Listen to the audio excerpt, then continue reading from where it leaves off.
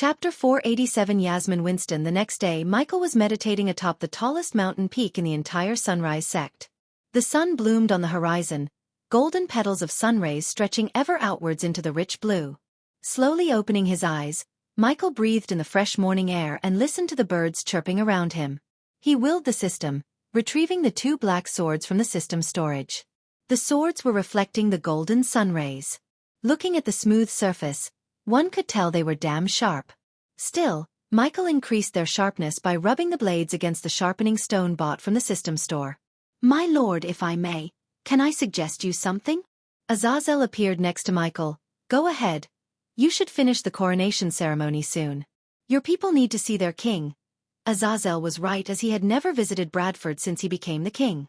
Claire and the elders handled everything. Michael wasn't interested in being king. Nonetheless, he could at least visit the kingdom and his castle. Moreover, he needed to meet his army and commander. "I will meet them." Michael stood up and put on his black full-sleeved shirt and the long black coat. "But first, I have an engagement party to attend." Michael threw the swords in the air, and they landed straight into the sheath on his back, forming an X. Michael prepared to leave the mountain when he saw Ricky flying toward him. Azazel's figure quickly vanished into thin air before Ricky could notice him. "Master Ghost, your carriage is ready." As soon as Ricky landed before him, he bowed and informed Michael. No need for a carriage. Beads of sweat broke out on Ricky's forehead, noticing Michael's current attire. Something told Ricky that Ghost wasn't planning to give his blessing to the princess. Otherwise, he wouldn't be in his battle attire. "Have you ever fought a real battle, Ricky?" Michael asked, adjusting his tactical fingerless gloves. These gloves helped him grab the swords tighter, thus increasing his sword mastery by a percentage. Michael planned to transform the mountain top into his personal training area. Only, he was too busy to draw the blueprints for all the training pieces of equipment he needed forging. For now, he just swung his arms in a circle a couple of times, and cracked his neck and knuckles before approaching Ricky. "Only one time, Master Ghost," Ricky answered Michael's question. "Tell me about it." Michael put his arm around Ricky's shoulder and asked, "The latest website?" "Well, one time when Daniel and I were guarding the gates, a group of hunters came to us chased by a gigantic brown bear." "Did you kill it?" Ricky embarrassedly scratched the back of his neck. "No, it ran away." "But not before giving me this." Ricky pulled down his shirt collar a bit to show Michael the deep scar running across his collarbone. "Let me rephrase my question. Have you ever fought a human?" Ricky shook his head. "Thought so." While talking, they arrived at the edge of the mountain. The very next moment, Michael turned around to fall down. "Hoo-hoo!" Michael shouted like a little kid free falling. Kingdom Breedia was in a festive mood. One could feel happiness in even the darkest corners of the kingdom. King Breedia announced free food, 20 gold coins for each family, and more importantly, a permanent tax reduction by 2% to celebrate his daughter's engagement to Andrews Winston. The people flooded the surrounding castle. They all eagerly waited for the princess and the prince to appear. The vibrancy of the celebration, the energy of the dancing dragons, and the fireworks that make an artistic canvas of the morning sky, were enjoyed by all. The citizens showed their joy by painting their faces, carrying banners, offering food to fellow citizens, and shouting slogans appreciating the king and the princess. The castle of Breedia had 4 solid, round towers towering above all and linked with small bridges. The castle walls were made of light gray stone. The engineers who built the castle placed refined windows thinly around the walls in seemingly perfect symmetry, along with symmetric crenellations for archers and artillery. The real beauty came from the surrounding garden and the crystal blue stream running around the castle. The wooden bridge was raised to prevent the citizens from flooding the castle. Only after the engagement would King Breedia lower the bride so the people could enter the castle grounds to see their princess and prince. Since the streets leading to the castle were flooded with cheerful citizens, the nobles and the guests entered the palace through the roof and landed directly in the throne hall. Humble braziers decorated the throne hall, hanging from one side of each of the 8 limestone columns that lit up most of the throne hall and radiated warmth across this hall along with the majestic chandeliers. The illustrations of a kingdom in the sky on the terraced ceiling danced in the flickering light while carved images and statuettes looked down upon the maple floor of this opulent hall. The nobles were standing on the floor blanketed with a coral rug that ran down from the throne and split to encircle the entire hall, while matching banners with emblazoned crowns decorated the walls. Between each banner sat a shrine-like ornament covered in candles. A few of them have been lit and in turn, illuminated the artistic portrayals of Princess Catherine and Andrews Winston below them. The draperies colored the same coral as the banners hid the windows, while burnished corners and fancy tassels adorned the curtains. A glorious throne of oak sat atop a tall elevated platform, and 5 somewhat plain-looking seats for the Royal Highness family members accompanied the throne. Visit. For the best-known experience, His Majesty really outdone himself this time. The place looks gorgeous. Where did His Majesty buy the wine? It's delicious. I heard His Majesty even invited someone close to Empress Era. You kidding me? No, I thought only the kings and queens in Elon continent would attend the ceremony. I don't think King Maxim or King Ports will come, the nobles gossiped while slow dancing to the music played by the orchestra group. Thanks to the soldiers constantly patrolling and monitoring the castle grounds, everything was going smoothly. You're late at the moment. A lady adorned in a sparkling golden dress entered the castle with a couple of men. The lady who arrived at the castle was Imelda, and the one who welcomed her was Natalia, Andrew's mother. Where is everyone? Natalia asked, fiddling with her golden hair nervously. Ethan is still at the battlegrounds. Diana said she will be here tomorrow morning, Imelda said.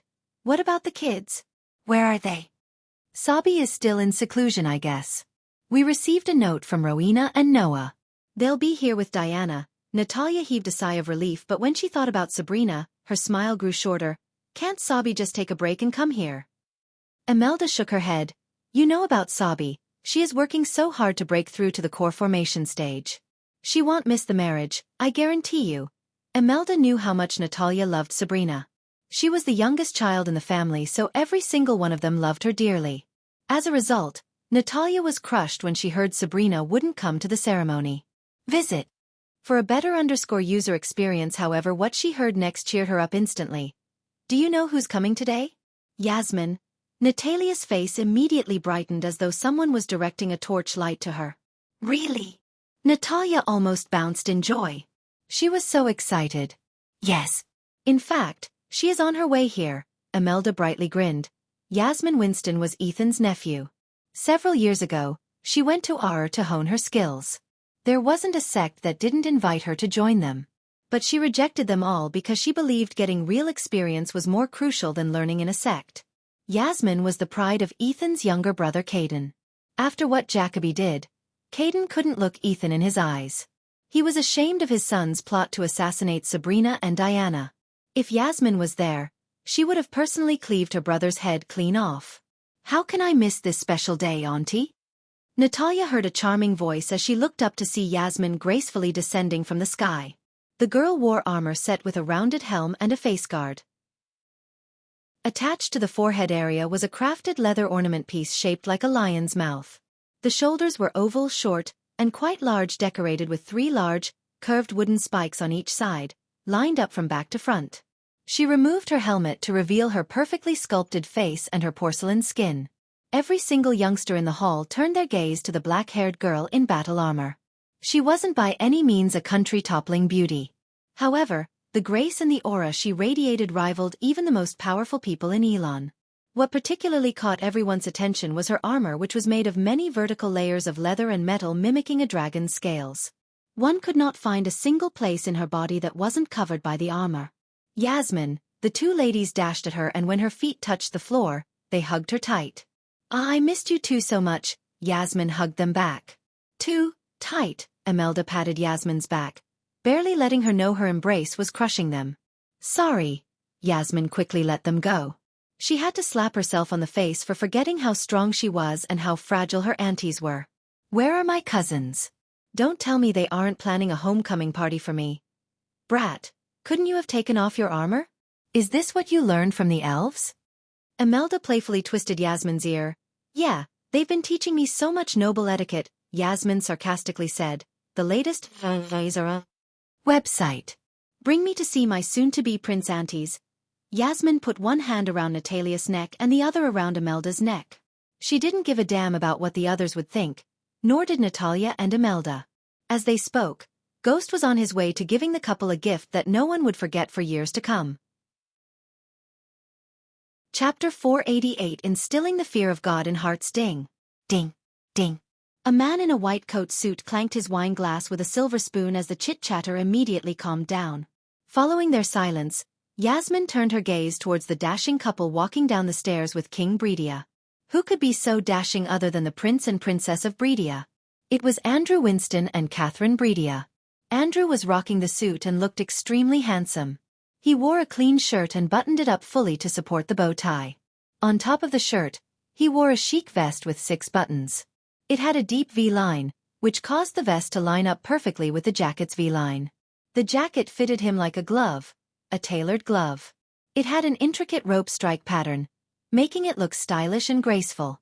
The buttons of his double-breasted jacket were all buttoned up, with the exception of one for playful touch to a classy look. He was wearing pants that copied the style of the jacket, both in color and pattern, and made an ideal combination with his brogue Oxford shoes. To top it all off, he wore a refined belt accompanied by a tie clip and cufflinks. Besides Andrew's, Catherine looked like a goddess among mortals. The sparkling dress covered her shoulders halfway, flowing into an elegant jewel neckline. It was a close fit, giving the dress a relaxed yet graceful look, whereas her arms were uncovered entirely. This was a good thing, as her silky skin wasn't something that should be covered up. The dress waist was thin, but it was a comfortable fit. A bow had been wrapped around Catherine's and rested gently on her lower back. Below the waist, the dress fitted snug around her and had a straight style. The dress reached just above her ankles and was slightly longer at the sides. She was wearing T-straps, which went hand in hand with the dress. To top it all off, she wore an ornate necklace and large jeweled earrings. The couple drew all the attention while the king stood aside with a bright face. At that moment, he felt like the happiest man in the whole world. His little girl had grown and would be a lady soon. "Your Majesty, Your Royal Highness, Your Royal Highness," the nobles bowed respectfully. Soon after, Andrews noticed Yasmin among the crowd alongside his mother and auntie. For a moment, he couldn't believe his eyes. Seeing the look on Andrews' face, Catherine led him to his family. Yasmin, Andrews grinned ear to ear, visit. For a better user experience. "Hello Prince. Come here." Yasmin embraced him in a tight hug. "Catherine, this is my cousin, Yasmin." Andrews introduced Yasmin to Catherine. "How should I address you?" "Princess, Your Royal Highness?" "Catherine or Kathy?" Princess smiled brightly and hugged Yasmin. Soon the two girls began to talk, and Yasmin's adventures immediately hooked Catherine. The gala was lively. Everyone danced, drank, and exchanged pleasantries until a soldier came running to the king. "Your Majesty," said the soldier, breathing heavily with a pale face. He looked as though he had seen a ghost. Since the king was talking to Natalia and Imelda, he stood closer to the Winstons. Thus, the Winstons, including Yasmin, halted her stories and turned her gaze to the soldier. "What?" The king was annoyed by the soldier. So he specifically asked his men not to disturb him for 3 days. For a few moments, the soldier looked reluctant. Then he stepped forward, leaning towards the king. Yasmin and everyone saw the soldier whisper something to King Bredia. As soon as the soldier finished whispering, King Bredia lost all the color on his face. Seeing the sudden change in Bredia's face, Catherine lost her bright smile. "Father, what happened?" she asked with a weakened voice. "Nothing." King Bredia showed the fakest smile there was. But, to be honest, his mind went blank. Then, slowly realizing the consequences of what he had done on impulse and anger was on its way, he shivered. "Carry on, Kathy. I'll be back." Thud. Just as the king was about to step forward, a soldier fell from the rooftop. "H." A noble lady screamed, looking at the lifeless eyes of the soldier staring at her. The orchestra players stopped playing. As a result, the lively gala became silent. Thud. A few seconds later, another soldier hit the ground, just a few inches away from the previous one. Thud. Then another one. Thud. Visit. For a better user experience, another one. Thud. One after another, soldiers rained down from the roof entrance, horrifying everyone. Yasmin's battle instincts kicked in as she stepped in front of Catherine and her aunties, shielding them with her body. Blood was coming out of the fallen soldiers, and soon, they were lying in a pool of their own blood. "Where are the royal guardians?" Yasmin kept calm despite the situation, unlike the rest in the hall. They are the royal guards," Andrews stuttered. After what happened in the tournament, King Bredia and the Winston family spent a large portion of resources to strengthen the royal guards. In addition, They also hired a few level 10 core strengthening stage warriors to guard the king and princess all the time. They hired a soul refining stage mage to oversee the royal guards. The dead bodies of the soldiers rained down in the hall until they formed a mound of bodies. How strong were they? Yasmin asked in a relatively quieter voice. Core strengthening stage level 10. Yasmin creased her brows, hearing Andrews. She was at core strengthening stage 6, thanks to all the potions and pills the elves gave her. To be honest, Yasmin could fight a few level 10 core strengthening royal guards simultaneously and triumph over them easily. However, she knew it would be challenging to kill 20 of them. Thus, it was evident to her that whoever or whatever killed them was far stronger than the royal guards or a group that killed them. Looking closer at the bodies, she noticed a greenness in their skin. They were poisoned, Yasmin mumbled under her breath. As soon as she realized, they all saw a black-robed youngster descending through the roof entry. Immediately, a crossbow materialized in Yasmin's hands as she aimed the bolt at the young man. Except for Yasmin, the Winstons recognized the young man. Master Ghost sent his regards, King Breedia. The young man snickered at King Breedia. The moment King Breedia and Keathern heard the name Ghost, they shuddered. Overwhelming fear and shock clutched their hearts. You killed them? Andrews lost his patience as he stomped the ground. He was trembling in anger. Today was a special day in his life. He never wanted anyone or anything to ruin it. Everyone in the hall was looking at Ricky. Even though the royal guards were no more, the soldiers garrisoned in the capital stormed the hall through the roof entrance, surrounding Ricky and King Breedia. How's my engagement gift, King Breedia? Another calm voice echoed through the hall. They saw Ricky smirking. The first one to turn around was King Breedia. As soon as he turned around, yet again, he was startled. One by one, everyone in the hall turned around to see someone else sitting on King Breedia's throne. Visit. For a better user experience Ghost, Yasmin heard several gasps resounding in the hall. She saw Andrew stepping back subconsciously, and his face immediately became pale while his body trembled. On the other hand, sweat beads broke out on King Breedia's face. Even the soldiers were not an exception as they all looked like King Breedia, sweating and pale. Who is he? Was the question that immediately rose in her head. Yasmin noticed he was sitting on the throne leisurely while blood trickled down through the black swords in his hands. Yasmin had never seen him in her life. He dressed in completely black, just as handsome as Noah, but unlike Noah, he looked colder. None of them knew how or when he entered the hall. Everyone was too terrified to notice what was under his feet. Yasmin was one of the few who noticed and recognized it. Sergio. King Breedia uttered a name breaking the silence. That was his name, huh? The next moment, he kicked the black object under his feet. It rolled towards King Breedia and hit the king's feet with a sickening thud. Immediately, Catherine let out a short squeal as the object was head of their personnel guard, Sergio. While everyone was terrified, he raised his sword at the orchestra. Play something cheery. The blood splattered on the instruments, giving the orchestra team chills through their spines. What did I tell you, Breedia? Asked Michael. He didn't bother hiding the killing intent in his voice. Breedia would have been dead several times if a stare could kill one. What you, Breedia stuttered. Despite having numerous soldiers around him, he didn't feel safe at all because he knew Ghost could massacre everyone in the hall. The orchestra team played something cheery dosed with a darker tone, giving the scene a cinematic charm. What you? Cat got your tongue, Michael mocked Breedia as he stood up from the throne. Why are you doing this? Tears rolled out of Catherine's eyes. Ghost, this is too much. Being strong doesn't give you the right to bully the weak, Andrews coldly said. Tell that to your father-in-law. Andrews was stunned by his answer, and when he turned to look at Breedia, he saw the king opening and closing his mouth, struggling to find the right words.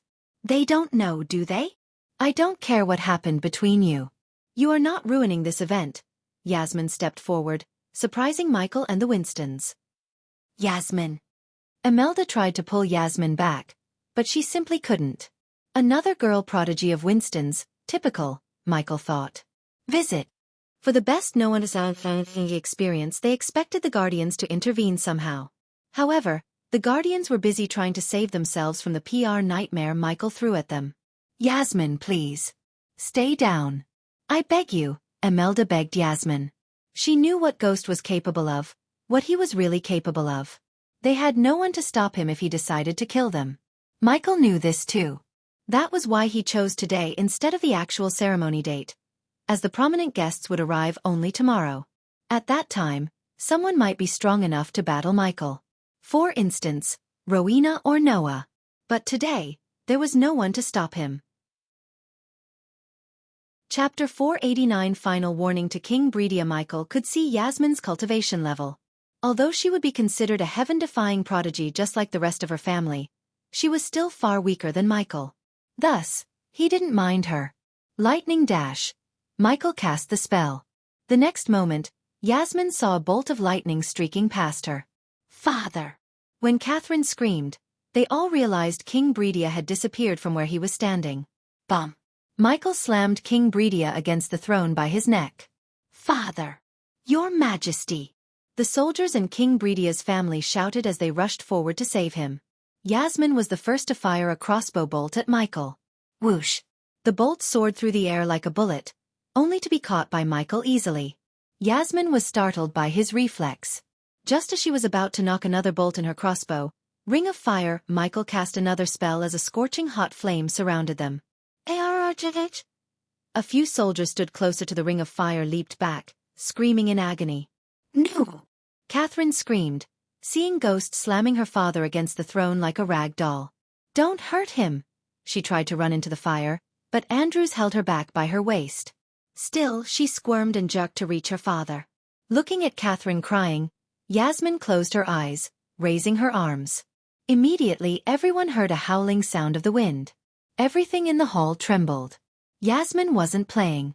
She directly went for the strongest spell in her arsenal. However, she was stopped by Michael. 3 inches, she abruptly opened her eyes when she heard him. Make sure the spell could reach me before I lower my sword 3 inches. What 3 inches? Everyone wondered after hearing his words. But they soon got their answer when Michael stabbed King Breedia in the chest. He thrust the sword slowly so King Breedia would feel every bit of pain. Arg! King Breedia growled as blood trickled down from the wound, making his white shirt worn beneath the fur coat red. No! Catherine's scream echoed through the halls. Visit. For the best known experience, Ghost stop. Imelda couldn't see Ghost torture the poor girl anymore. She stepped forward, shivering in anger. Your men arrested a man when he crossed the border after selling his family heirloom. Completely ignoring Imelda, Michael spoke to Breedia. He amplified his voice with arch energy, so everyone heard him loud and clear. Do you know what happened to the man? King Breedia kept growling instead of answering Michael. Bang! Michael punched Breedia so hard that King Breedia coughed up blood and his wisdom tooth. He was beaten to death by your soldiers in prison. Why? Because you ordered your men to raise the taxes and harass Rivertown citizens. Yasmin frowned. She had already stopped casting the spell. But now, she began to see the other side of things. What did I tell you? Bang! He punched King Breedia again. What did I fucking tell you? While Michael was threatening Breedia, the soldiers tried using water to put out the fire ring. But unfortunately, although the fire was crimson red, it was dosed with dark flames. Hence, they couldn't put out the fire no matter how much water they poured. I told you to stay the fuck out of my way, didn't I? Michael stabbed Breedia's legs, nailing him to the throne. Father! Catherine kept screaming, but Michael gave no damn about her. Considering Ricky had done his job, he left the throne hall through the roof entry before someone could hold him hostage. Did you stay out of my way? No. You told the merchants to stop visiting Bradford. Bang! Michael grabbed King Breedia by his collar and punched him. You ordered your soldiers to harass my people. King Breedia received another punch to his jaw. You caused my people their jobs, their livelihood, and their safety. Michael headbutt Breedia as the king's nose broke, producing a sicking crunching sound. Visit. For the best known experience. Does that sound like staying the fuck out of my way? The mages already rushed into the throne hall. Cast a spell if you want your majesty's head off of his shoulder. After hearing his cold words, the mages didn't dare to cast a spell. So all they could do was stand there and watch Ghost torture their king. Stop. Please stop. Andrews and Catherine shouted at him only to be ignored by Michael again. After hearing what he said, Yasmin learned that King Breedia was not wholly blameless.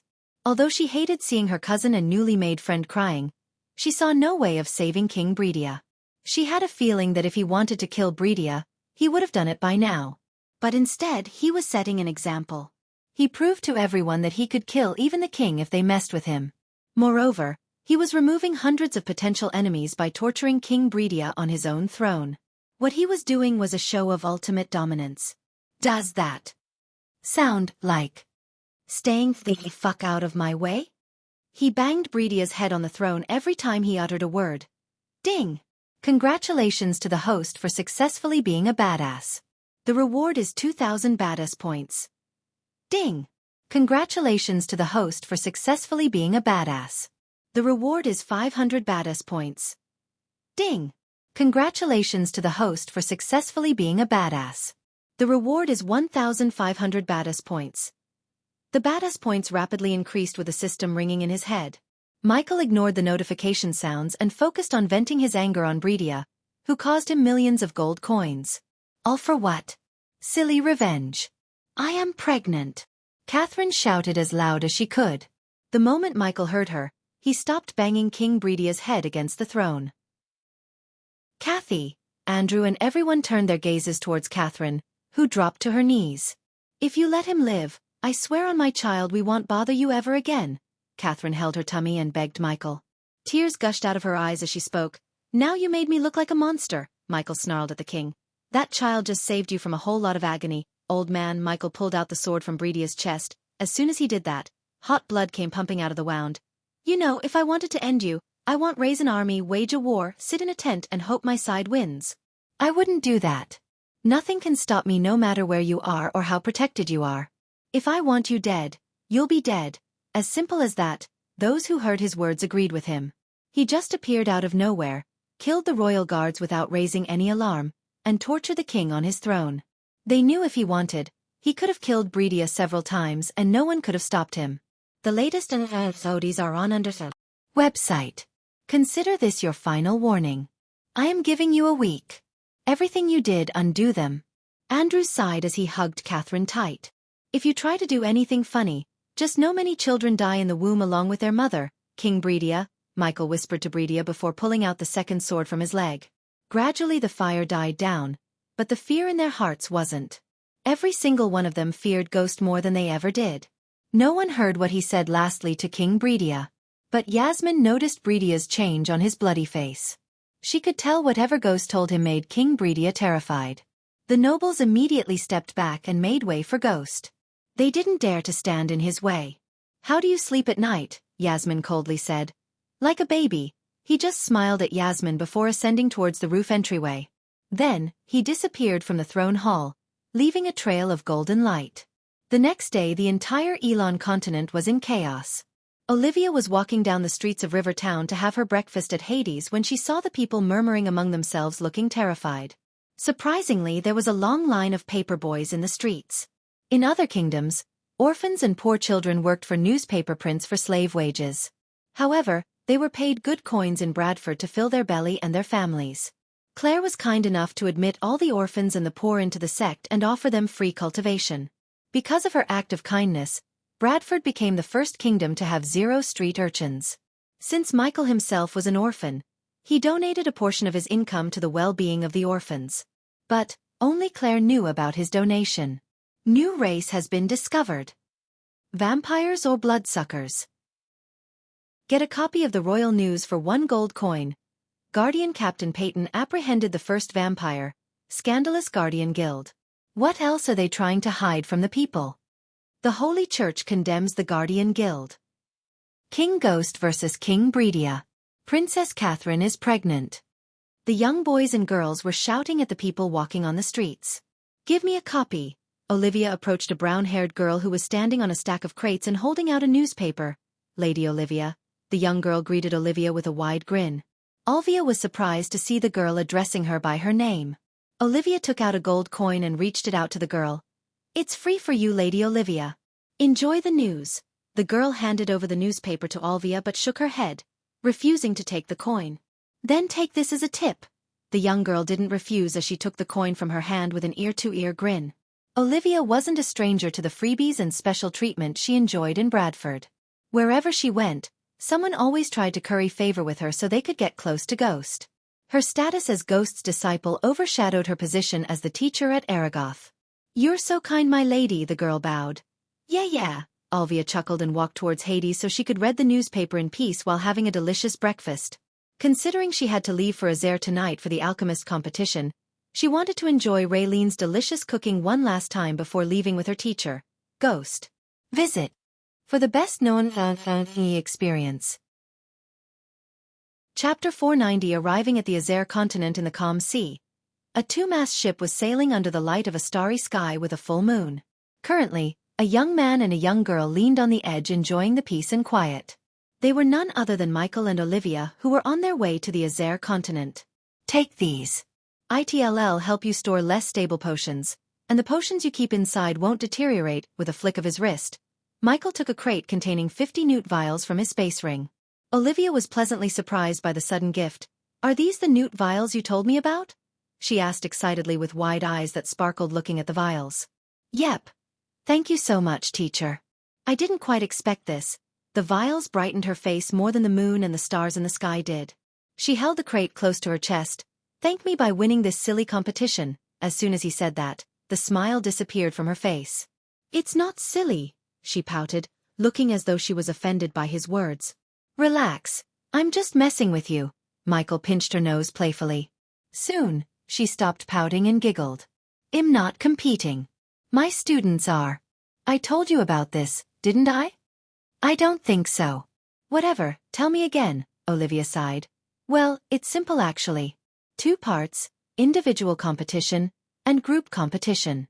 Each has 3 rounds. First round, participants are given 2 batches of ingredients and asked to concoct a pill using the ingredients. If they fail 2 times, they will be eliminated. It's the judge's task to find whether that pill is an actual pill or just a lump of essence. Sounds simple enough. The second round is a little bit tricky. The participants need to refine a pill or a potion according to the formula they are given. I assume you've yet to reveal the tricky part. Visit. For a better user experience, Olivia nodded. The given formula will not be entirely correct. The participants have to find the mistake and correct the formula to succeed. Yet again, sounds simple. For you, teacher. For you, she playfully punched Michael on the shoulder and continued to explain about the competition. The third and final round is kind of freestyle. The participants need to bring their own formula and ingredients to refine the best pill or potion they can. The best with a high purity level wins the competition. As simple as that. Do you want me to give you a super awesome formula? Michael asked. At first, she thought he was joking but looked at his rather serious face. She learned she was wrong. Teacher, are you serious? Yep, however, Olivia immediately shook her head. I want my students to win or lose on their own. Getting the formula from you is a cheat and I don't want to cheat. Michael never thought he would ever feel proud as a teacher. But now he did when he heard Olivia. He wouldn't have thought less of her if she had taken his formula. Instead, however, by rejecting the formula, she made him proud. Now tell me again, why are we sailing instead of flying or using the portal in your sect? Because you need some bonding with the nature, teacher. Sometimes you just outright scare me. Michael was surprised by her words. Scare you? What did I do? Asked Michael. She quickly put the newt vials in her space ring in case he changed his mind and took them back. Then she placed her hands on her hips and talked like a strict mother. You literally tortured King Breedia on his throne. I am not saying he's a good man. He's kind of an old asshole actually. But couldn't you have gone softer on him? The man was at his daughter's engagement, for God's sake. He should be grateful I didn't cut him in piece and throw those pieces at the crowd. Olivia felt chills. The cold look in his eyes told her that he was not joking. Visit. For the best-known experience, teacher, the last thing we need is a war between human kingdoms. Especially when there's a new, more dangerous race emerged from the shadows. Her voice revealed the fear in her heart. Are you talking about the vampires? Michael asked, pretending to have no idea about them. Yeah. Did you read the papers? They suck our blood, like, she stuttered for a moment, giant mosquitoes. I can't even imagine. Her words revealed to Michael that they still haven't realized the real danger posed by the vampires. Otherwise, she wouldn't have compared the vampires with mosquitoes. Now that the vampires' secrecy had been exposed, she was sure they would be more aggressive and dangerous. I heard the Azair continent is in a messed up state due to all the war. They should have chosen Elon instead. After discussing vampires and the current state of events, Michael commented on the Azair continent. Ever since he arrived in this world, he never got the chance to visit Azair or Arar. However, thanks to the Alchemy Guild invitation, he could finally visit Azair. The competition has always been held in Azair. It's sort of a tradition, and the old alchemists in the guild are pretty sticklers to that tradition. What's the current state of Azair anyways? You have any ideas? Asked Michael to get some knowledge about Azair. Olivia leaned on the wooden edge, looking at the clear blue ocean before them. Zulon and Suvan are still at war with Thusia and Adrizel, where we are going to remain free of war for now. The last time I heard from my father, Thusia was winning the war, which is a good thing for you, isn't it, teacher? Olivia wasn't thrilled about Michael being the leader of the Thusian Alchemy Guild. Most Elon and Azair hated Thusia for waging war on other kingdoms and expanding too aggressively. Because of Thusia, thousands of people had become refugees and lost their livelihood. In fact, Bradford was accepting hundreds of refugees every single day. When you can't beat them, join them, Michael shrugged, pretending he didn't care. However, he was burning with rage. If Michael had the power, he would have decimated Thusia already. But, since it wasn't the case, he could only use them to become stronger. Olivia had no response to him. They talked and lost track of time until the morning. Finally, the sun rose like a flower, gifting its petals to the world. Amid the dancing, the ocean was the blush of scarlet, the warmth of tangerine. Gazing toward the illuminated clouds, still beneath the ethereal glow, Olivia looked up at the marvelous sunrise and felt at home in a way she never had before. Only when the sun completely rose from the horizon did Kingdom Idrizel's outline faintly appear in their sight. Currently, Michael noticed many ships anchoring at the docks while many riding various beasts flew directly into the city without going through the city gates. Teacher, let's go. Olivia had already put on emerald green robes with the Alchemist Guild's emblem on the chest. Is that really necessary? Michael asked, looking at her extra-large robes that swept the ground as she walked. The latest episodes are on Undersell website. Yep. She bobbed her head excitedly before leaping out of the ship to land on the dry land. Michael only noticed that most of the people going in and out of the city gates wore the same robes as Olivia. The number of green robes he saw almost gave him a headache. Among these green-dressed people, he looked somewhat strange in his black robes. Still, the soldiers in metal armor guarding the city did not stop them as they entered the city for the first time without giving any coins to the guards. Welcome to the city of Oxshore, Olivia said, grinning from ear to ear. The city of Oxshore was built on the banks of a large natural harbor and was truly a medieval metropolis. Its elegance was matched by the backdrop of a dormant volcano that helped shape the city into what it is today. Michael could not see far because of the buzzing crowd blocking his view. We will look around. Olivia had to raise her voice to get Michael's attention due to the crowd. Michael felt as though he had come to a festival. The city of Oxshore vaguely reminded him of Hawaii with the lush green mountains surrounding them. Any citizen of Oxshore knew that these hills' resources were of great importance. They were also influential in architectural designs as the vast majority of buildings have been built in shapes and with elements of the hills around them. The skyline was spreading with luxurious tall buildings, and even from afar, they managed to display their beauty. For the first time, Michael saw dwarves, elves, orcs, and beast men overshadow the number of humans in the streets. The several bars, ethnic restaurants, and coffee houses he saw on either side of the street were evident of the multicultural ethnicity of Oxshore. Come on. I need to check out those herbal stores. Olivia dragged Michael by his hand. What? Didn't you get enough herbs from our garden? Michael asked, following her behind. In the entire Elon, Michael had the largest herbal garden. Granted that he lacked varieties like some other herbal gardens, it was still the largest with an abundance of herbs.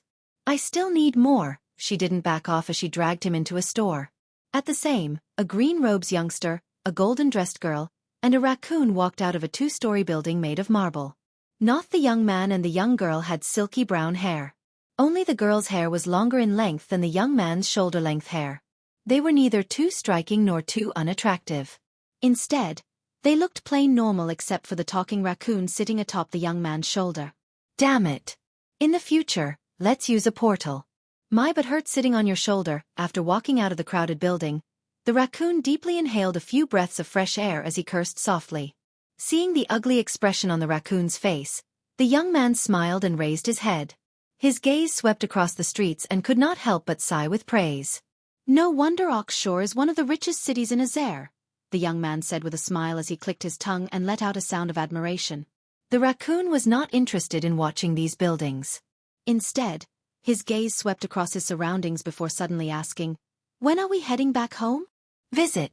For a better user experience, half a month from now, the young man said as he stepped onto the crowded streets. Let's first go to the auction house we saw before. It should have some of the things that we need. After which, we will make a trip to the Alchemist Guild, the young man rubbed his chin and answered while smiling.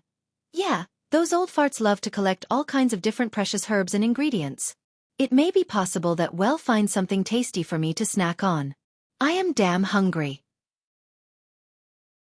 Chapter 491. Meeting someone from Maze Roth. The trio was Noah, Winston, Alicia, and the raccoon was the Golden Babaroo.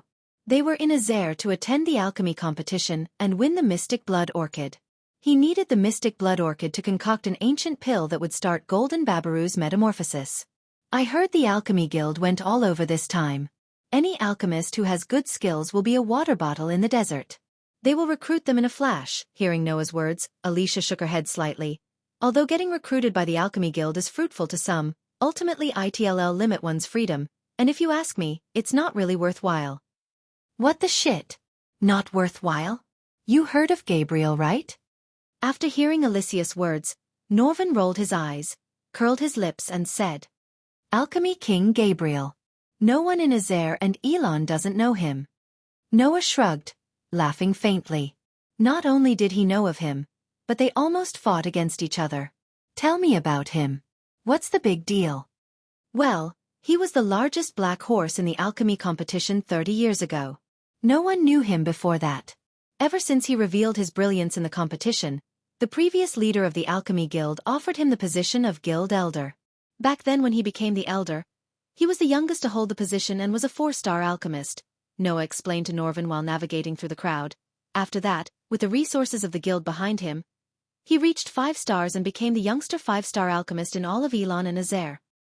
He enjoyed unrivaled fame, claiming himself as the Alchemy King Gabriel.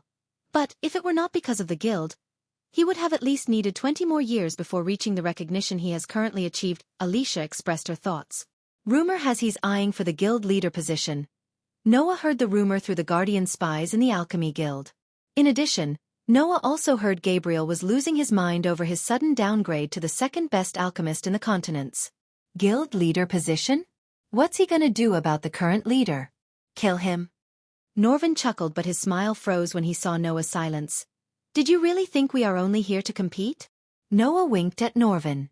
Until now, Norvin thought Noah was here for the Mystic Blood Orchid. However, now he realized Noah plans to save the current leader of the Alchemy Guild. How do you plan to stop it? You know, the assassination, Alicia whispered, visit. For the best known experience, I'll make the plan as I go. It always worked for me, Noah smiled. Despite knowing the assassination plot, he was pretty chill. I still think you should have joined the Alchemy Guild when they asked you to. If you had done that, we would have stopped the plot and gotten the orchid easily. Norvin rolled his eyes and continued to rant. They would have provided you with an endless supply of herbs and ingredients so you could have stayed relaxed and saved the time needed to run all over the place to search for ingredients. The Guardian Guild is awesome but they don't even have normal orchids. They don't focus on nurturing alchemists. Noah shook his head listening to Norvin. I don't need Alchemy Guild to reach 5-star level. Norvin. Noah shrugged his shoulders. With Andreas, who was the best of the best, guiding him by his side, he did not doubt reaching not 5 stars but 6 stars. Because of Andreas, he became a young 4-star alchemist from a young man who didn't know anything about alchemy in just a short 5 years. It was also because he was unclear just how difficult it was for ordinary alchemists to raise their ability swiftly. After all, not everyone was as lucky as him. Times like this, I feel like we have to appreciate him, you know. As soon as Alicia heard these words, she clenched her fist while the veins underneath her skin bulged up. Even her eyes turned red in a flash. Do not speak about him in front of me. Noah could feel the air around him getting chillier. Obviously by him, Norvin meant Ghost, who almost destroyed Alicia's family when he revealed Peter was the vigilante in front of half the kingdom. To this day, Peter was tangled in investigations and house arrest by the Guardians. Additionally, the young masters who Peter attacked put several bounties on Peter's head in the Grim Reapers Guild. And 3 Grim Reapers almost succeeded in taking Peter's life. They would have killed him if it wasn't for Noah. You should be pissed too. You know what he did to your cousin, to her surprise. Noah did not say anything, nor did he seem mad at Ghost. In fact, Noah wasn't, because there was no reason for him to be mad at Ghost. If anything, Noah was grateful that Ghost did not kill Andrews even though he had the chance to. Noah warned Andrews and explained what would happen to him. Still, Andrews competed in the competition for Princess Catherine. After knowing what happened in the tournament, Noah respected Ghost. Even with the power of Layla Alden behind him, Andrews couldn't beat Ghost. As far as Noah was concerned, Ghost won the tournament fair and square. Yet because of Catherine's impulse, they pushed Ghost to the point he took away half of their kingdom. As for Peter, Noah completely blamed Peter for everything that happened to him. Peter deserved it, as he had no right to dress up as a vigilante and beat up young masters just to hone his skills. Hey, we have arrived at the auction house. Visit. For the best Noah experience hearing Norvin, Noah's footsteps slowly came to a stop.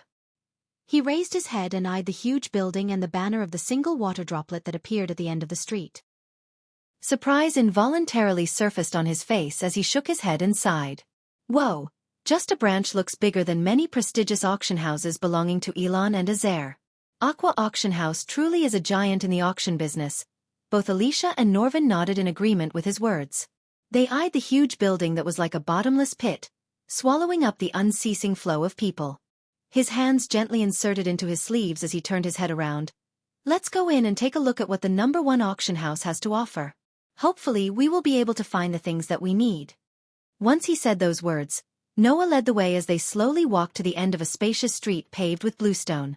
As they gradually walked into the grandiose Aqua Auction House, Norvin's raccoon brows rose higher and higher. They had to squeeze through the crowd walking before them to reach the auction house, and the word house may be a bit of an understatement as the building looked like a palace. Noah was expressionless as he passed through the crowd. Once he entered the auction house, a layer of light covered him. The noisiness outside seemed to have become isolated. He could tell the phenomenon was due to the arrays around the palace. Norvin's gaze swept everywhere. Immediately, his mouth widened as he eyed the enormous hall that resembled a crystal city. Inside the auction house, fully armored expressionless guards with Aqua House symbols engraved on their chests patrolled the hall like clockwork. Noah could sense at least 20 sharp gazes sweeping across every part of his body when he entered the hall. It really lives up to its name as the #1 auction house in the world. This manner of extravagance won't come cheap, Noah said, looking around the hall. There were countless crystal counters placed in the large hall. There was an unceasing flow of people staring at the rare items placed on the red cloth inside the counters. The tags under these items stated their prices. However, all the prices of these items were at least 50,000 gold coins. These high prices were sufficient to cause people to gasp in shock. These are the outer sales counters. The things that are sold here are not considered too valuable. The real deal will be upstairs. Norvin licked his lips. Don't forget about the Aqua auction next week, which you need a token. Unless, of course, you're planning to be a spectator. Norvin responded to Alicia's words. Quit worrying. I have someone to get me the token visit. For a better user experience, Norvin couldn't help rolling his eyes. Let me guess, a girl. Noah nodded as Norvin knocked him on the head. You are the reason many of us don't get any girls. What shit are you spouting? Alicia silently yelled at Norvin. You're not even a human and no one stopped you from finding yourself a girl monkey. Norvin bore his teeth at Alicia. If it weren't for the patrolling soldiers around them, he would have lunged at her and made a mess out of her neatly braided hair. Come, Noah walked towards the marble stairs leading to the upper floors. He was about to climb the stairs when he saw the hall become entirely silent. Seeing this sudden commotion, it appeared that there was a big shot who had quite a high status walking out from there. He could notice the sudden change in the youngsters' faces.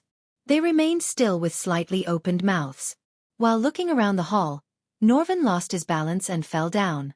Then, he saw a somewhat blue-colored and blurry lovely tender figure. Lowering his gaze, Norvin saw a pair of shining blue long boots.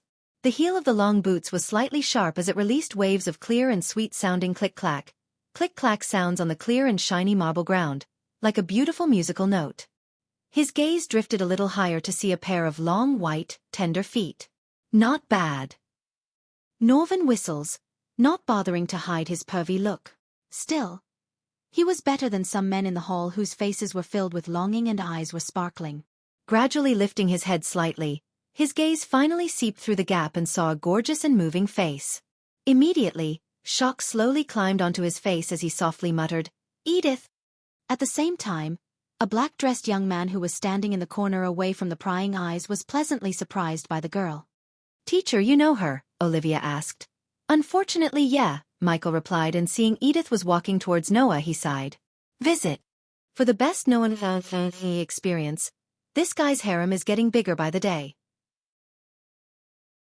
Chapter 492. Olivia's love interest. As the unmistakable sound of footsteps moved closer, Edith, surrounded by the crowd, finally slowly walked out of it. She was wearing a bright deep sea blue-colored tight dress. The elegant dress was gorgeously and meticulously made, precisely and perfectly outlining the beautiful curves in her body. For many men, she was a stunning creature. Her somewhat shallow smile and pretty face contained an unknown meaning behind it. Her alluring gaze was blankly paused at Noah.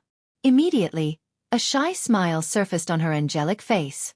Being the focus of the hottest girl in the hall undoubtedly caused everyone to shift their gaze over to Noah. When they eyed the gorgeous girl's extremely rare and strange emotion, some envy toward the young man rose in their hearts without them realizing it. Ignoring those sharp knife-like gazes from his surroundings, Noah smiled at Edith, who was staring at him blankly. His smile was gentle, and the dark pupils were crystal clear as pure water. Although Noah was wearing a mask to change his facial structure, Edith saw through the mask without a problem. Emitting clear footsteps, Edith slowly walked toward Noah. A moment later, she stopped in front of him. Being closer to the man she loves, her face reddened in a flash, and she did not realize she was blushing. "Kai, what a pleasant surprise," she smiled, tilting her head. Since Noah was wearing the mask she gave him, she called him by a fake name instead of his real name, which would reveal his identity. "And who is this little fella?" She lifted her pretty face and greeted Norvin, who climbed onto Noah's shoulder with another smile. "Miss Edith, I thought you were in Mazeroth," Noah greeted her back with a smile. Usually, he would address her by her name without any honorifics. However, Noah didn't call her Edith in front of all the people who stared at Edith like wolves. After Noah greeted Edith, there were a few moments of awkward silence between them. Either of them couldn't seem to find a word to continue the conversation. "Get a room already." Looking at the interaction between Edith and Noah, Michael rolled his eyes. He was getting annoyed with Noah and Edith. "Visit. For the best Noah experience, who is she?" Olivia elbowed Michael. "I met her in Mazeroth." "It seems she too got early holidays like me," Michael quietly said. He and Olivia stood way back from Noah and Edith. Hence the reason why Noah or Edith couldn't see him. He wanted to peacefully spend some time apart from all the Dark Lord stuff. But seeing Noah, Michael felt this trip would not be drama-free. "Do not fall in love with that guy." Michael leaned on the wall, folding his arms. Then he warned Olivia before she fell in love with Noah and ended up in his ever-growing harem. "What the hell are you talking about?" "Aura," Michael was surprised. He turned his gaze from Edith to Olivia, who clicked her tongue, realizing she blurted out something she shouldn't have. "You playa." Michael poked her cheek with a grin. He got into a playful mood when he heard his student eyed someone. As long as it wasn't Noah, he would be happy for her. It's. Olivia's face flushed red as he struggled to find the words. "Ricky," Olivia finally uttered the name, shocking Michael.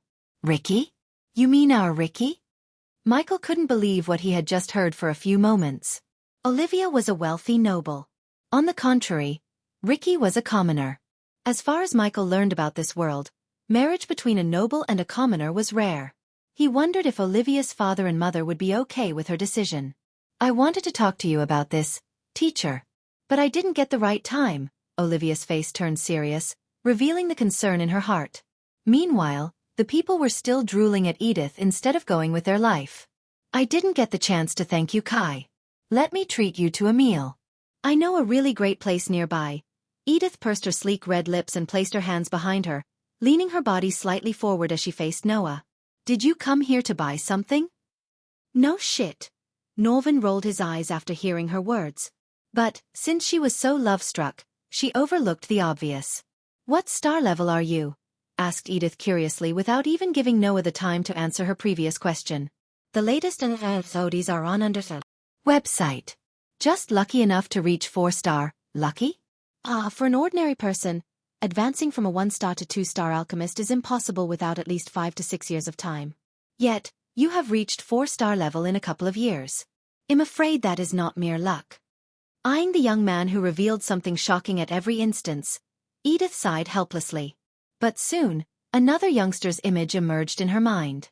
Noah shook his head and smiled. However, he did not continue to pursue this question. Instead, his gaze swept across the hall, realizing that he and Edith had already become the center of attention. Immediately, he whispered, "Are you still the supervisor here?" "I am afraid so," Edith giggled, ignoring the hundreds of gazes on her. She was quite used to getting such attention. Fortunately, Edith was here alone. If she had come with Victoria, she was sure many youngsters would have fallen to the ground. "Can we find a quiet place to talk?" Noah scanned the large crowd around him who had their ears lifted vertically and helplessly said, "Of course, follow me." Edith smiled, nodding her head. She had just turned around when her gaze suddenly drifted to Alicia, who was behind Noah and leaning against a crystal counter while watching the items in boredom. After hesitating for a moment, she asked, "Is she with you?" Why? You two need some time alone?" Alicia was quite annoyed by how Edith and Noah acted in front of her. Still, she revealed a cold smile to tease Edith. Being teased by Alicia in such a manner, a faint redness swarmed onto Edith's exquisite face. However, it was fortunate that she was extremely good at handling issues with human relations. She gave an immediate sweet smile and said, "Follow me, miss. I hope whenever you're leading us to have something to eat." "I'm starving," Norvin said as his stomach let out a growl. "We have spent a long time hurrying on our journey here." Noah was embarrassed as he smiled at Edith. He wanted to punch Norvin in the face because he knew he made the sound intentionally. "It's okay. Come 1 inch." Edith turned around and slowly walked toward a staircase in one corner of the hall. Her heels stepped on the shiny, clean, bluestone ground surface, emitting a click-clack sound. Her elegant pace caused people to be unable not to fall into a deep longing for her. Suddenly Edith stopped and looked at the far end of the hall. "Something wrong?" Noah asked. "No, it's just nothing. Let's go." Edith could swear she saw Ghost. But what were the odds of meeting him in the Azure continent? She heard he had become the king of Bradford. Hence, she naturally thought she would be busy dealing with the kingdom. But, yet again, he was also a 5-star alchemist, and almost every single alchemist would visit Azure for the competition. Just the thought of him gave her chills. For now, she shoved the thoughts back to the back of her mind and led them upstairs. At the end of the stairs, they saw a golden door flanked by 2 more armored guards. Noticing the trio of man, woman, and a raccoon following behind Edith, the guards eyed each other. According to the rules, people who were not VIP members were usually not allowed to enter. Visit. For the best known as NG experience, however, Edith was currently holding the post of supervisor. Her authority was quite great. At that moment, none of them dared to stop them. Only when the 3 of them were about to enter did a guard have no choice but to bite the bullet and take a step forward. However, before he could speak, Edith gave him a faint glance, which caused him to swallow the words in his throat. He smiled bitterly and stepped back. "They are with me." Edith simply waved off the guards who quickly opened the doors for her. The hall they entered was no different than the downstairs, except there were only 10 or 20 people in the hall. They heard metal boots banging on the stairs just after entering the hall. Following the rumbling of footsteps, a few human figures slowly appeared at the bending corner of the stairs. The man who was leading them was around the same age as Noah. He was tall, lean, mean, and had 2 pointy ears, which indicates his elven race. His somewhat pale white face was clearly a result of overindulgence in sensual pleasures. Although the build of the elf did not appear strong, he was actually a strong person who had just reached the core formation stage level 5. "Shit," Edith mumbled under her breath as soon as she noticed the elf whose breathing just became slightly erratic. Additionally, he shamelessly rubbed his crotch while walking toward Edith. Her gentle smile vanished and was replaced with a deep frown. "Hee, Edith, this place is where Aqua Clan conducts official business. Other people are not allowed to enter, but what I see here, other people," the elf eyed Noah, Alicia, and Norvin for a second and then grimaced. He didn't bother to hide the disgust and hatred he had towards other races from his pale face. Watching the disgust in Edith's eyes, The young man's face immediately became much gloomier. They are with me. The rules clearly say I can bring my friends anywhere I want. Edith's cold voice did not give the other party any face. Afterward, Edith turned around and walked away from the elf and his group. The elf's mouth twitched after being ignored by Edith in front of his subordinates. This was especially so when Edith grabbed Noah's hand for a second. An unknown jealous flame instantly rose in the elf's eyes. Although Edith was usually full of smiles, warm and friendly, it was not a secret she hated him. To be honest, many girls in the Aqua clan hated him. Still, they had to put off his harassment and nonsense because of his status in the Aqua clan. Gangbang, is that your kink now? Looking at Edith's back, the elf laughed. Edith was expressionless and kept walking as though she had not heard the obscene words of the elf. However, Norvin noticed her nails had already viciously clawed into her palm. Unlike Edith, Noah didn't remain calm. Instead, he halted his steps before grabbing Edith's hands. Then, he stepped in front of her, shielding her from the elf's disgusting look. Boom. The latest episodes are on Undersell website. Michael was talking to Olivia about her love life when suddenly something hit the ground after shattering the glass above them. As he looked down on the ground, Michael saw the elf who went upstairs a few minutes ago, twitching and bleeding on the floor. Noah, Michael sighed. Chapter 493 Ghost will be your judge. What the hell? Olivia was startled by the sudden turn of events. She was already tense talking about her future with Michael. Then when the elf shattered the glass wall above her, her heart almost leaped out of her chest. To Michael's surprise, the elf took out a healing potion he had brewed. Michael could recognize the potions he brewed anywhere, anytime. As soon as the elf chugged the healing potion down his throat, the bruises on his face quickly closed up. Although the elf was caught off guard by Noah's sudden attack, the elf sensed the human was stronger than him by the force of his attack. But, unfortunately, Idrizel was in the range of void. Hence the people lost the ability to see others' cultivation levels. Human trash. Today, even if that bitch wants to protect you, you can forget about leaving the auction house alive. The elf screamed with boiling killing intent and picked himself up from the floor. Then the elf smashed the vial on the ground as the shattered vial joined the hundreds of broken glass pieces on the ground already. The elf immediately waved as a golden circle appeared around him. Seeing this, the people quickly backed off, forming an ample empty space in the hall. However, before the elf could finish casting the spell, an ethereal form of a giant fist appeared out of nowhere and hit him through the golden circle. The punch emitted a soft crack sound and following which, the elf coughed up a mouthful of fresh blood.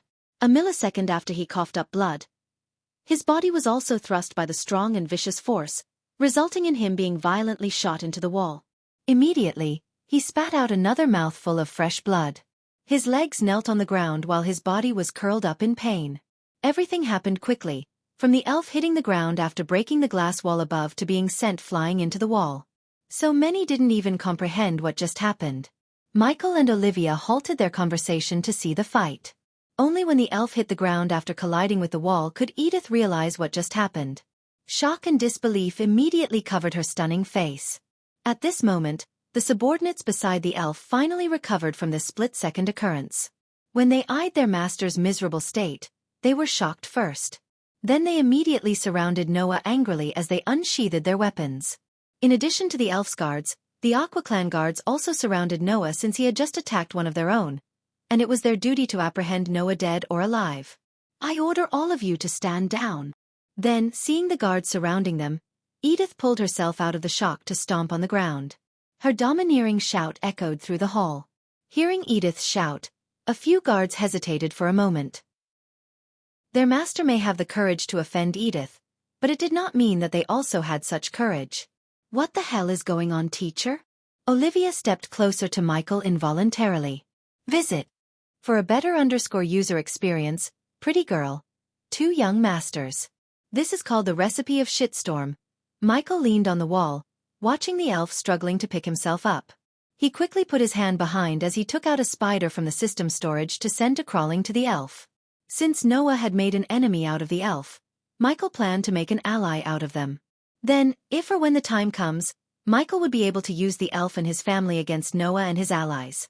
If any of you dare take a step forward, then all of you will be banned from Aqua Clan. Although you are not my subordinates, just think, who are the elders gonna listen? Few lowly guards or me, the guards immediately took a step back when they heard Edith.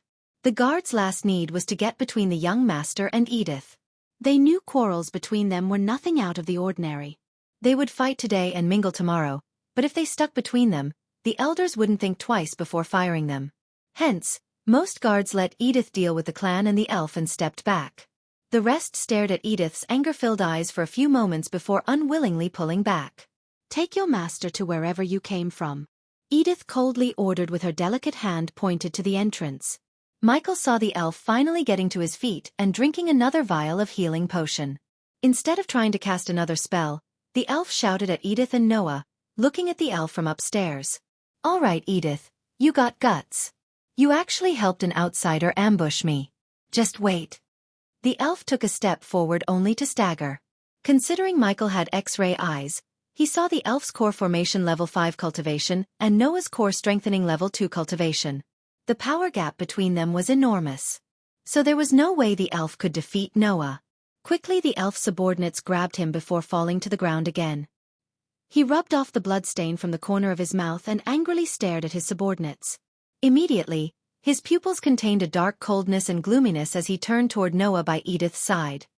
His breathing was hurried as he said with a dark voice, "You haven't heard the last of Galen Baylay." After leaving those vicious words, the elf maliciously slapped the poor guard by his side and snarled at him. "Fool! Go!" "Great, we made another enemy, hooray," Norvin sighed, laughing bitterly. "I am sorry I got you into trouble, Edith. But I couldn't watch him bad-mouth you." Edith's heart immediately warmed, hearing his words.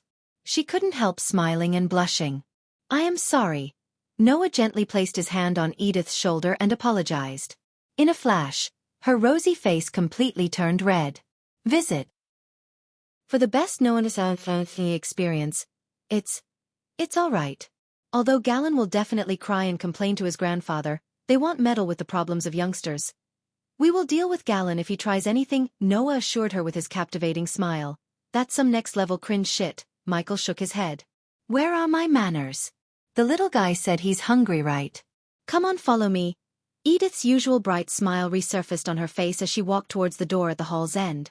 The guards flanking the door pushed open the door for Edith, revealing a spacious room with several bookshelves neatly erected within. There were various different kinds of thick books placed on these bookshelves. Edith passed through them and finally came to the front of a work desk. She then turned around, looking at Noah with a smile. "Have a seat. Now, can you tell me just what you need?" Pointing at the chairs at the side, she asked. They nodded, randomly pulling out a chair and sitting down. Then, after musing for a moment, Nia stared at Edith. Who was that elf? Meanwhile, Norvin reached for the fruit basket on the table and picked up a juicy red apple to munch on. Edith made a detour around the table and sat behind it.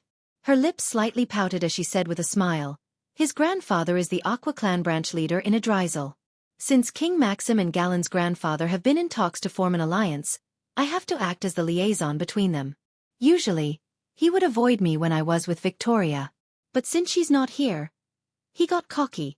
Edith brushed over the black hair of her forehead and said somewhat tiredly. It was evident to Noah that the elf has been troubling her for some time now. "Princess Victoria?" Alicia asked. "You know her?" Alicia nodded at Edith. "Everyone knows her, I guess. Recently I heard she single-handedly destroyed House of Kayla. Visit. For a better user experience. Sounds like someone I used to know," Norvin casually said, laying on the table. Edith frowned. When she looked at Noah, he just let out a deep breath. "I was immature and impulsive. Those days are behind me now." Noah didn't suddenly have a change of heart about killing. Honestly, he learned the hard way that taking a life should be the last resort. He still had nightmares about the children who lost their parents because of his ruthlessness.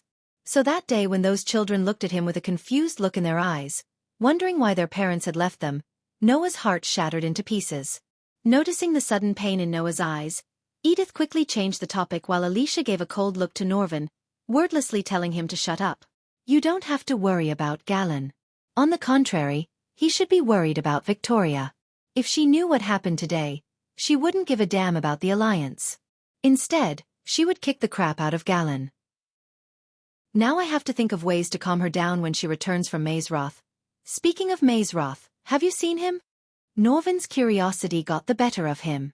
Only after uttering these words did he realize he shouldn't have asked the question in front of Alicia. To everyone's surprise, Edith understood whom he meant by him. Unfortunately, yeah, we met him. Edith's face turned darker and gloomier as though the light had been drained from her face. If you're going to compete in the alchemy competition, you will meet him. Because he will be one of the judges. As soon as Alicia heard Edith, she clenched her fist to the point her nails protruded into her soft palm and blood began to trickle down to the ground. I heard what he did, and I'm sorry, Alicia, Edith softly spoke. For a few moments, Alicia didn't respond. I will pay him back in thousands of folds when I get the chance. Visit. For a better user experience. Chapter 494 Saving Olivia from marrying Noah. Meanwhile, Michael and Olivia went to the corner of the hall and discussed what she planned to do with Ricky. What should I do, teacher? My father will never accept Ricky. Her eyes watered behind the round glasses. Usually, Michael would avoid poking his nose into the love lives of others because 99% of the time, it would backfire. However, since both Ricky and Olivia were an important part of his future plans, he had to intervene because they messed up as Catherine and Andrews did. First, you can drop calling me teacher in private. It feels weird. We are discussing your love life, so I'd say we are long past mentor-disciple relationship, Michael said, leaning on the wall. Looking at his calm demeanor gave Akvia some strength to face her father. This explains why Ricky was acting so weird, weirder than usual. Michael recalled Ricky avoiding eye contact and talking way less than usual after he returned from Amazaroth. Now he realized Ricky was afraid of him loving Olivia, who was Michael's student. He was freaking out to talk to you more than me. He was afraid you would kill him. What? Michael frowned. You do have a pretty violent history of dealing things ghost, she bitterly grinned, feeling weird calling him by his name for the first time. Still, I'm not a freakin' psychopath, Michael sighed. Is there any other reason your father doesn't want you to marry Ricky apart from him being a commoner? Olivia nodded, and what she said next completely stunned Michael. He wants me to marry, she stuttered, struggling to say the next words. Speak, Olivia took a deep breath and mustered enough courage. He wants me to marry Noah Winston. As soon as she said that, Michael stopped leaning on the wall. His body tensed. The last thing he wanted was to have one of his subordinates marry his future archenemy. The latest episodes are on Anderson website. Is he crazy? Olivia noticed the sudden change in Ghost's face. If he marries you to Noah, you will just be a +1 in his packs of wives. Despite his hatred for Noah's harem, Michael really cared for Olivia. He didn't want her to become another member of Noah's harem. However, Ricky was a better choice than Noah. Besides, Ricky had all the qualities a man should have. He was hardworking, loyal, and honest. What did you tell him? I said no, obviously. He said Ricky is not noble and not strong enough to protect me. Ghost, what should I do? I can't make Ricky strong like Noah. As far as I know, only you can stand head-to-head with him in your generation. Michael leaned closer to Olivia. Unless he's already at soul refining stage, he can't stand head-to-head with me. The moment Olivia heard his words, her body went rigid and her eyes opened as wide as they could. You soul.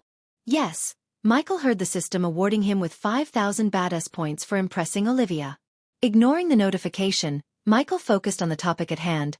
What if I vouched for Ricky? I can make him stronger and give him a minister position in Bradford.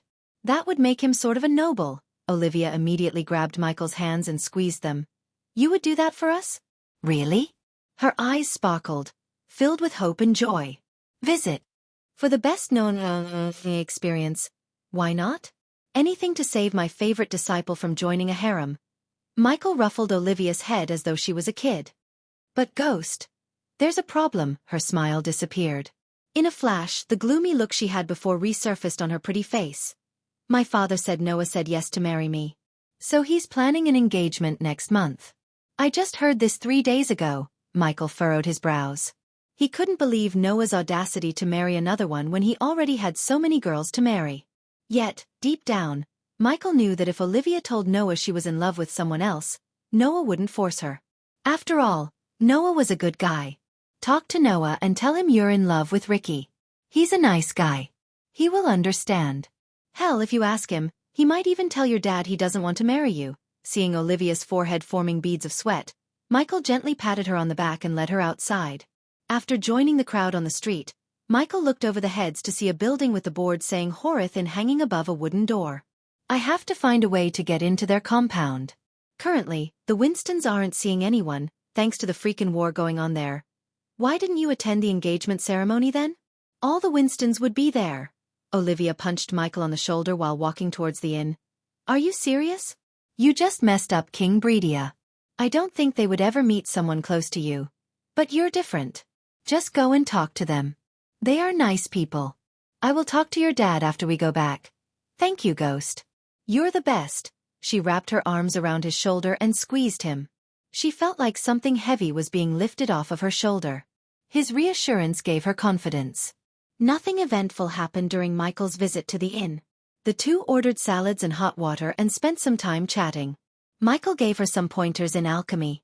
By the time they stepped out of the inn, the streets had become almost unwalkable.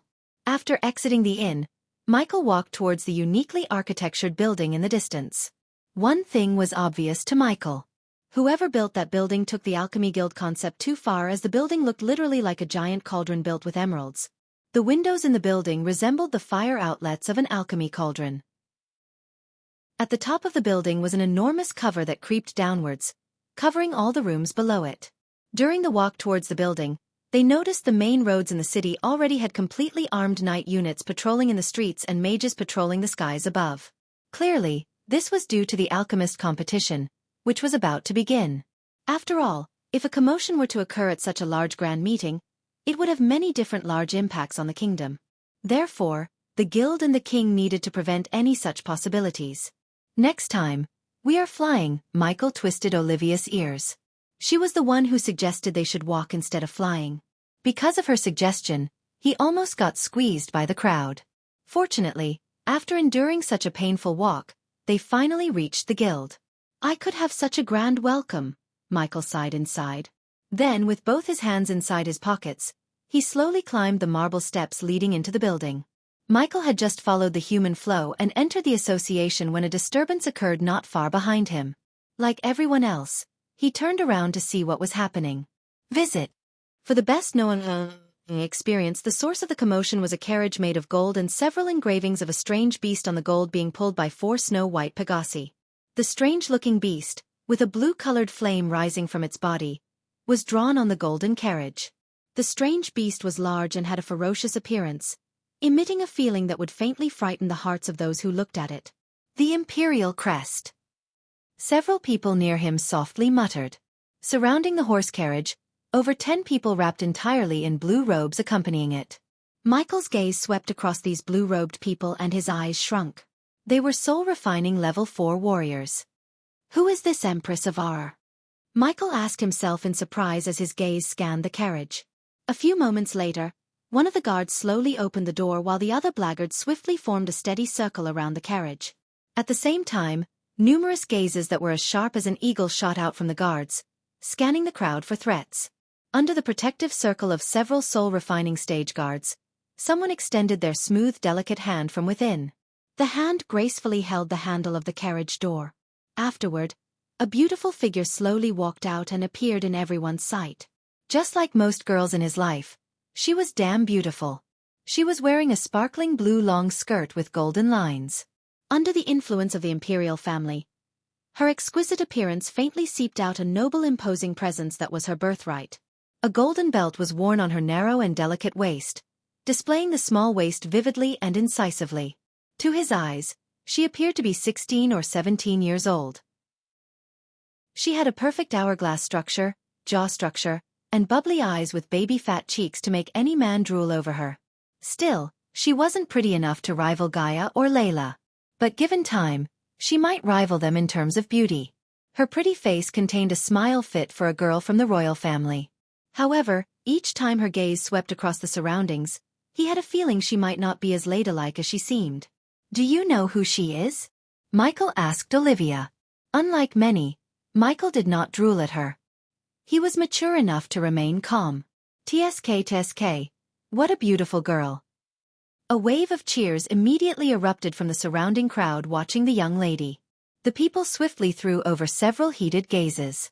Although the girl belonged to the royal daily of Ar, it did not stop the crowd from drooling at her beauty. My guess would be Jennifer Voldegard.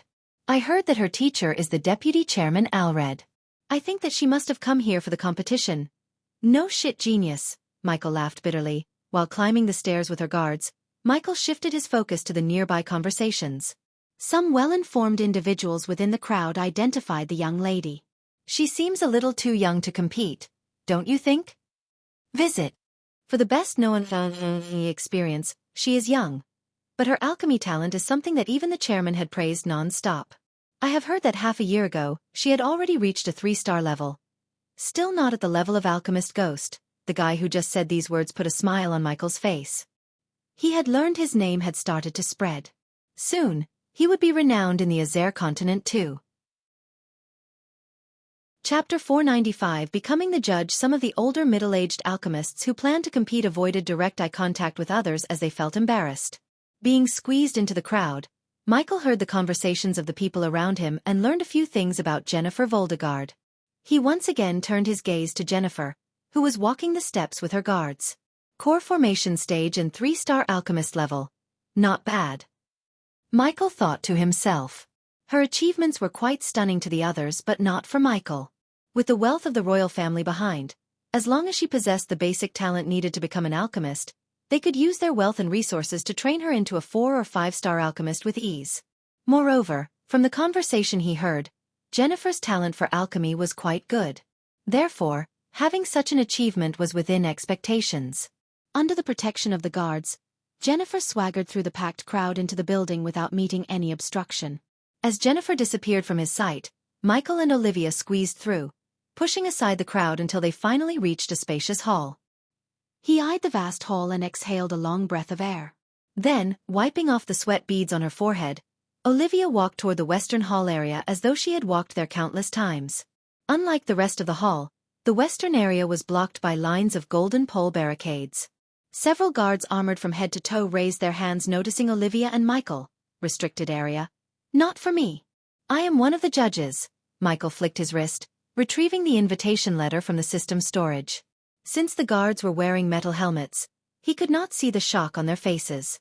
The guard before Michael took the invitation letter and opened it up only to get startled after a few moments. You are Ghost? One and only. Okay, teacher. You deal with this. I have to go register my team over there. Olivia looked over at the crowded southern side of the hall. Cool. The latest Saudis are on website.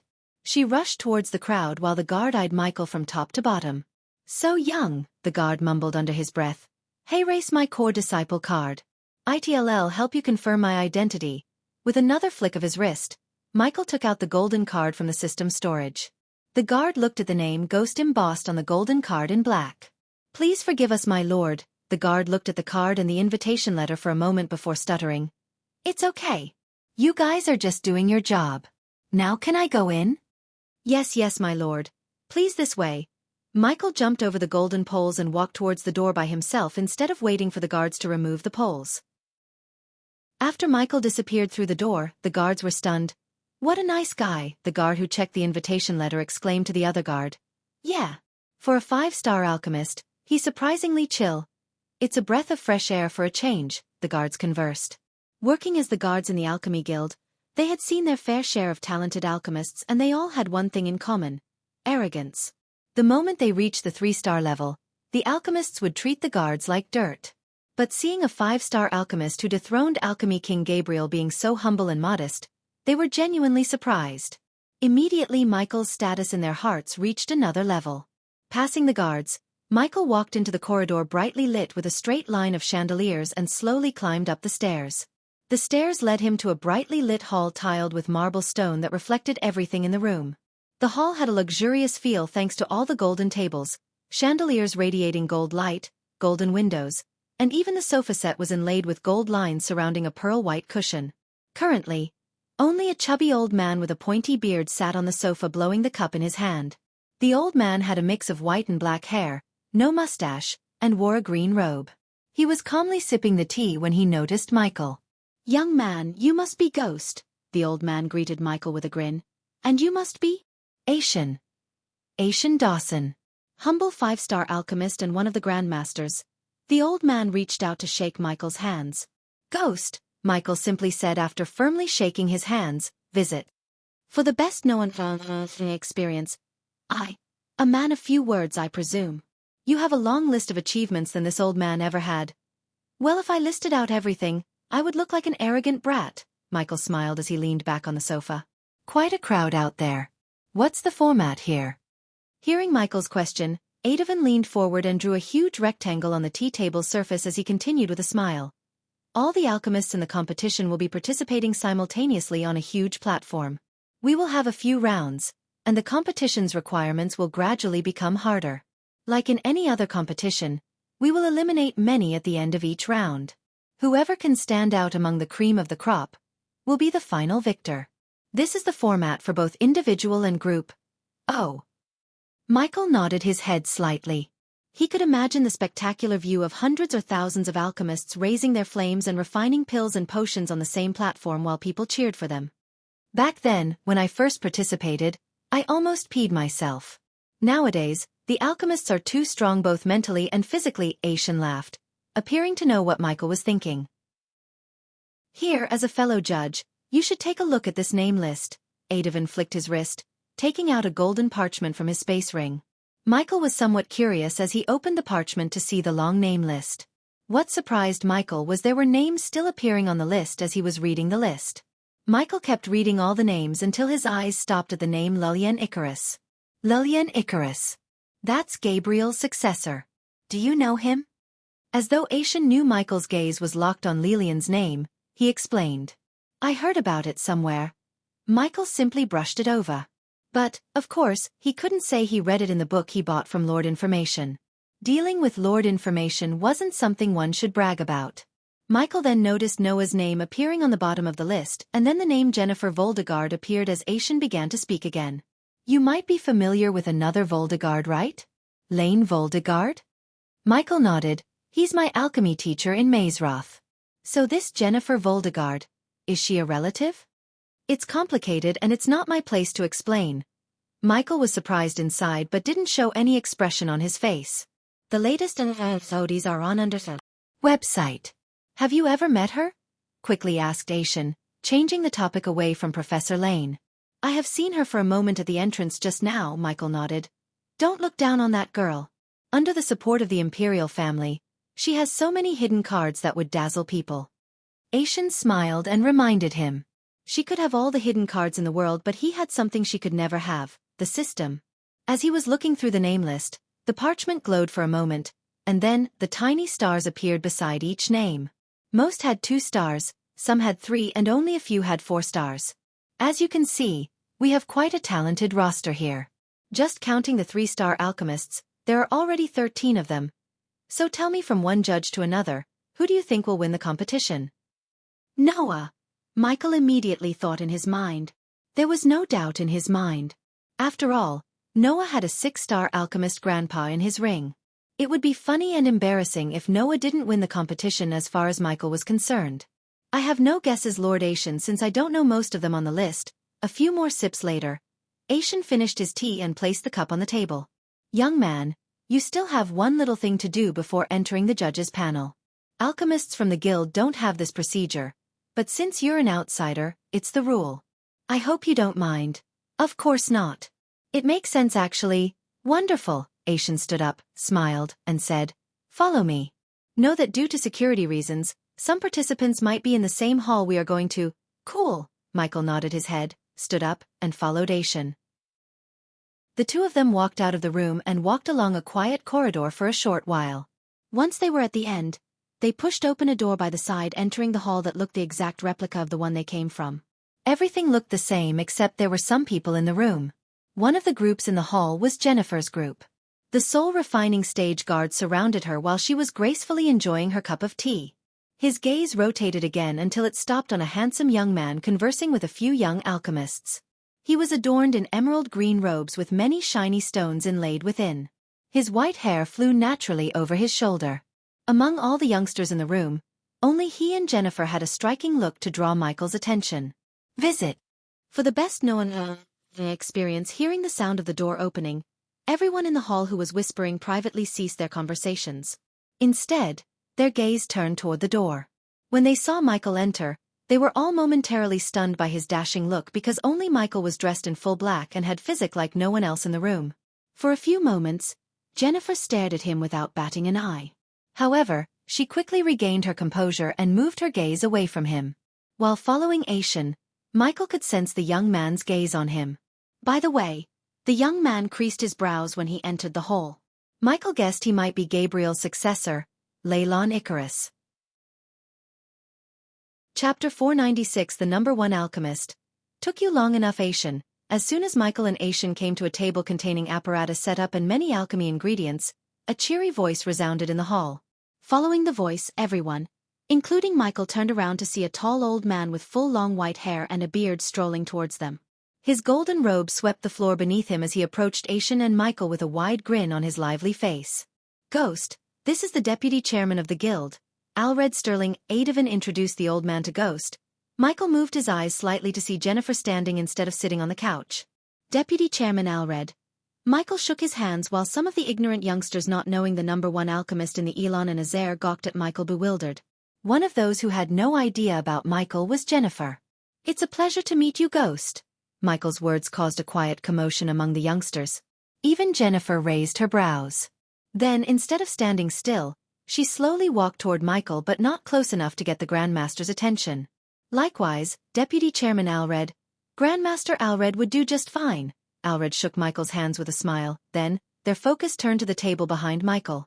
Everyone, please gather around us. Adovan waved at the youngsters. Then, in a few blinks of an eye, all the youngsters and their guards formed a circle around the table. Michael guessed what was about to happen and snickered inside, looking at the unfairness. So the rich and powerful would get an opportunity to see him refine pills and potions closely while the rest wait in line outside. This was so unfair. Still, Michael didn't utter anything. Compared to the unfairness, the badass points he was about to receive alleviated his mood. Has Grandmaster Asian explained why we are doing this, Ghost? Asked Alred as Michael nodded. Although it's a rule, we put together something special just to witness your heaven-defying talent. Think of it as a tutelage for old bones like us. Best source of knowledge is experience, Grandmasters. So you two are full of knowledge whom I can learn many new things from. Michael chose to be humble because if he learned one thing from Mazarorth, it was never to underestimate anyone. Professor Lane taught him that lesson by outsmarting him every step of the way. Besides, having a system didn't mean he had to be an arrogant young master. You're calling us old, aren't you? Asian's words made everyone burst into laughter. Everyone laughed and made the atmosphere cheery and lively except for one. It was the young man who eyed Michael with some kind of malicious intent. But Michael completely ignored him. Cockatrice Scale Griffin Claw Silk Bittercress Silent Bittersweet Giant Bitterweed Pest Blade. Michael named the alchemy ingredients on the table one by one after they finally stopped laughing. Tonic of Intellect. That's what you want me to brew. Am I right, Grandmaster? Michael asked Alred and Asian without even opening up the golden parchment near the emerald cauldron fuming smoke. Tonic of Intellect. A glint of surprise emerged in those old eyes. They should be surprised because they had to scour through the ancient scrolls to find the recipe. Yet the young man before them immediately guessed what they could brew after taking a look at the ingredient for a second. How much purity can you reach, Ghost? Alred asked curiously. But instead of answering his question, Michael said in a rather serious tone, Grandmasters, this is a highly addictive potion. It's not even a potion. It's kind of a drug. It will unlock the full power of the brain for a few minutes, but after that, the brain will deteriorate to the point they won't even remember their own names. Alred and Asian were completely taken aback by surprise. Michael could see the shock in their eyes, but these two old men were quite good at hiding their shock. Of course, we know that. Now please, demonstrate to us your skills. To Michael's knowledge, the Tonic of Intellect was a failed potion. Also, it was kind of a magical potion. Because whoever drinks the potion must be aware that they are drinking the potion of intellect. Otherwise, the potion wouldn't show any effects on them. In simple words, it would be no different than water. If one were aware at the time, the potion would make them a genius at their specialty for a few minutes. After the effects wore out, they would crave more potions. They would not be able to live without the potion as the potion was highly addictive. The continued consumption would kill the brain cells until the brain completely stops working. Nodding at the two grandmasters, Michael raised his right hand. In a blink of an eye, dark green flames appeared in the form of an orb. Many youngsters weren't even sure that the orb was the alchemy fire because it was hovering above his palm in a perfect shape of a sphere. The sheer control he had over the fire stunned even Professor Lane, let alone these youngsters. Ding! Congratulations to the host for successfully being a badass. The reward is 2,000 badass points. Ding! Congratulations to the host for successfully being a badass. The reward is 5,000 badass points. Ding! Congratulations to the host for successfully being a badass. The reward is 1,500 badass points. The system went crazy as he continuously heard the notification sounds ringing in his head, to the point he willed the system to mute the sounds for 50 badass points. So it's true. You don't use a cauldron. Aidovan's eyes went wide as soon as Michael threw one of the ingredients into the fire directly instead of using a cauldron. Sponsored content. Visit Readel. Me for extra chapters. It does look cool and easy. But the scars on my body will tell you another story. Michael continued to throw in the ingredients while talking to them, which surprised everyone even more. Hence, he received more and more badass points. It took me years of practice and lots of healing potions. If you have a ton of healing potions and desire to get burned over and over again, you can definitely use this method. The two grandmasters stared at him with palace faces. They couldn't believe he was extracting the essence while talking to them. Xiaofan even took a couple of steps back, fearing the fire would explode. However, nothing happened as Xiaofan feared. Instead, Michael continued to extract the essence, forming colorful beads above the green flames. Grandmasters, the vials please, Michael asked, bringing the two grandmasters out of shock. 3 vials. Yet again Michael stunned them. The two old men could not even keep the calm smile on their faces anymore. On the other hand, Jennifer was staring at Michael without batting an eye. She was completely fixated on his grace and technique of brewing the potion. Until now, she thought her teacher, Alred, was the most talented. But, after seeing Alred acting like a student in front of Michael, she learned how wrong she is. Already held 2 vials while Xiaofan had one, waiting for Michael to finish combining the essence beads into a huge blob of potion. Then, with a slow, graceful movement of his hand, Michael split the maroon clump into 3 and sent each clump flying into a vial. That's how you brew 90% pure tonic of intellect. Michael cracked his neck left and right as the green orb of fire vanished into thin air. In front of him, the grandmasters held the 3 vials with the sparkling maroon potion. Their bodies were rigid as though they were petrified. My lord, Tiriana has departed from the warship and heading to Adrizel. Just as everyone was murmuring in shock, Michael heard Azazel's voice in his head. The next day, there were no clouds in the blue sky as far as the eye could see. The sunlight was warm yet not overbearing. The occasional breeze that brushed past carried away the noise within the city, refreshing everyone on the streets. Today was the first day of the alchemy competition. The first rays of sunlight broke through the boundary of the land and shone upon the city streets filled with alchemists in green robes like ants leaving their nests. Considering the alchemists believed green robes gave them better control over the fire and today was a big day, they all wore emerald green robes. From the aerial view, the streets looked like they were painted green. Although their paths differed, their final destination was the giant cauldron in the city's center. Today, all the shops within Oxshore City opened much earlier than usual. Countless people climbed out of their warm beds, stood at the door, and looked at the large group of alchemists bustling through the streets. Typically, seeing a large group of any of the specializations was rare. To alchemy, the Alchemist Guild competition was such an event that brought all the alchemists under one roof. The people didn't miss experiencing such a rare event. On this special day, Noah woke up very early. Before leaving the bed, he sat cross-legged to meditate for an hour. Only after he calmed down his nerves, collected his thoughts, and conversed telepathically with his mentor, he slowly opened his eyes. Turning his head to the side, he saw Alicia curling on the bed next to Norvin. "Good morning, Alicia." He bent down to gently kiss her on the forehead and then rubbed Norvin's head to wake him up. "What the hell is taking you so long?" Norvin banged the door sitting atop Noah's shoulder. Since Alicia was changing, they waited for almost an hour outside the room. 5 minutes, Alicia's cold voice came from inside as Norvin rolled his eyes. "That's what you said 30 minutes ago." This time, they got no response from Alicia. Since they obviously have to wait outside for another 30 minutes, Norvin turned his gaze towards Noah, who remained calm, leaning on the wall. Just like Michael, Noah didn't believe green robes would give them better control over fire. Thus, he was in his usual white dress. "Where is the competition taking place again?" asked Norvin. "In the Aqua Arena adjacent to the guild." The guild had no place to hold the thousands of spectators and competitors.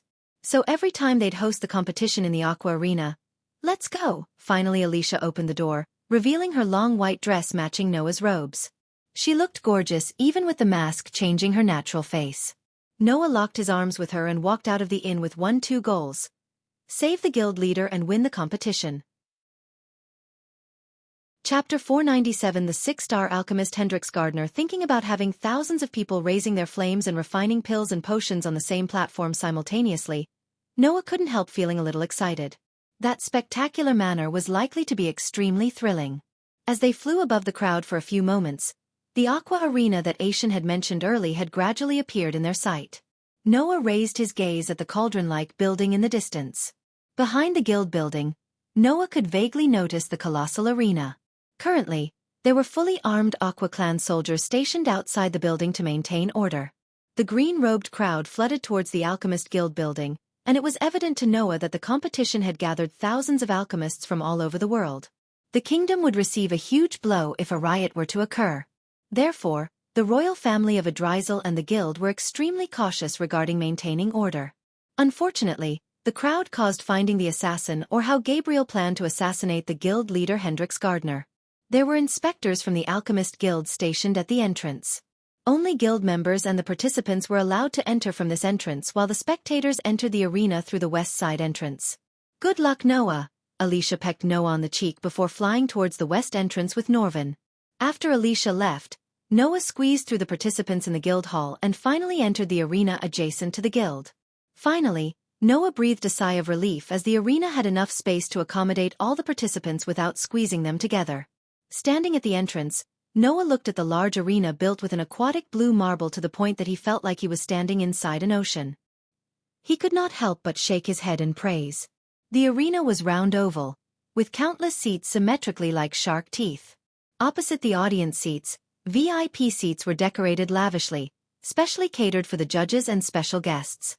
As his gaze swept over the incomparably large open ground, Noah discovered that thousands of jade square tables scattered neatly, resembling a green rock military unit standing still. Currently, countless alchemists were participating in the competition quietly seated cross-legged on a stone chair behind the jade tables within the open ground. But, as time flowed, moving closer to the beginning of the competition, more and more alchemists swarmed into the arena. They took seats randomly since no table number or token was allocating specific tables for a particular participant. "Noah Winston." Noah heard a familiar voice, and the voice immediately made Noah smile. "Grandmaster Aishan." Noah turned around to see Grandmaster Aishan walking toward him. "How is my favorite young man?" Aishan embraced Noah in a tight hug. "Doing wonderful, Uncle. Jurgen?" "Sorry." Noah cleared his throat realizing they were not alone. "Grandmaster Aishan." "I am glad to hear that." Aishan patted Noah's shoulder then. Aishan ascended to the air taking Noah with him. "Let's go to the VIP seats first. There is still some time until the start of the competition. I want you to meet some important people. It might help you do your other thing." Aishan winked at Noah as Noah nodded at him. Aishan was the one who tipped Noah about the assassination plot. Because of Gabriel's connection in and out of the guild, Aishan couldn't trust anyone except Noah. "Gabriel hasn't arrived yet.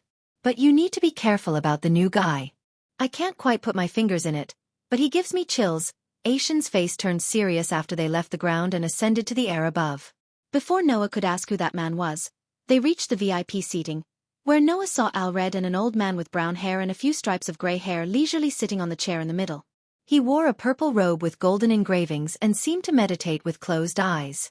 That is the guild leader, Hendrix Gardner, a 6-star alchemist.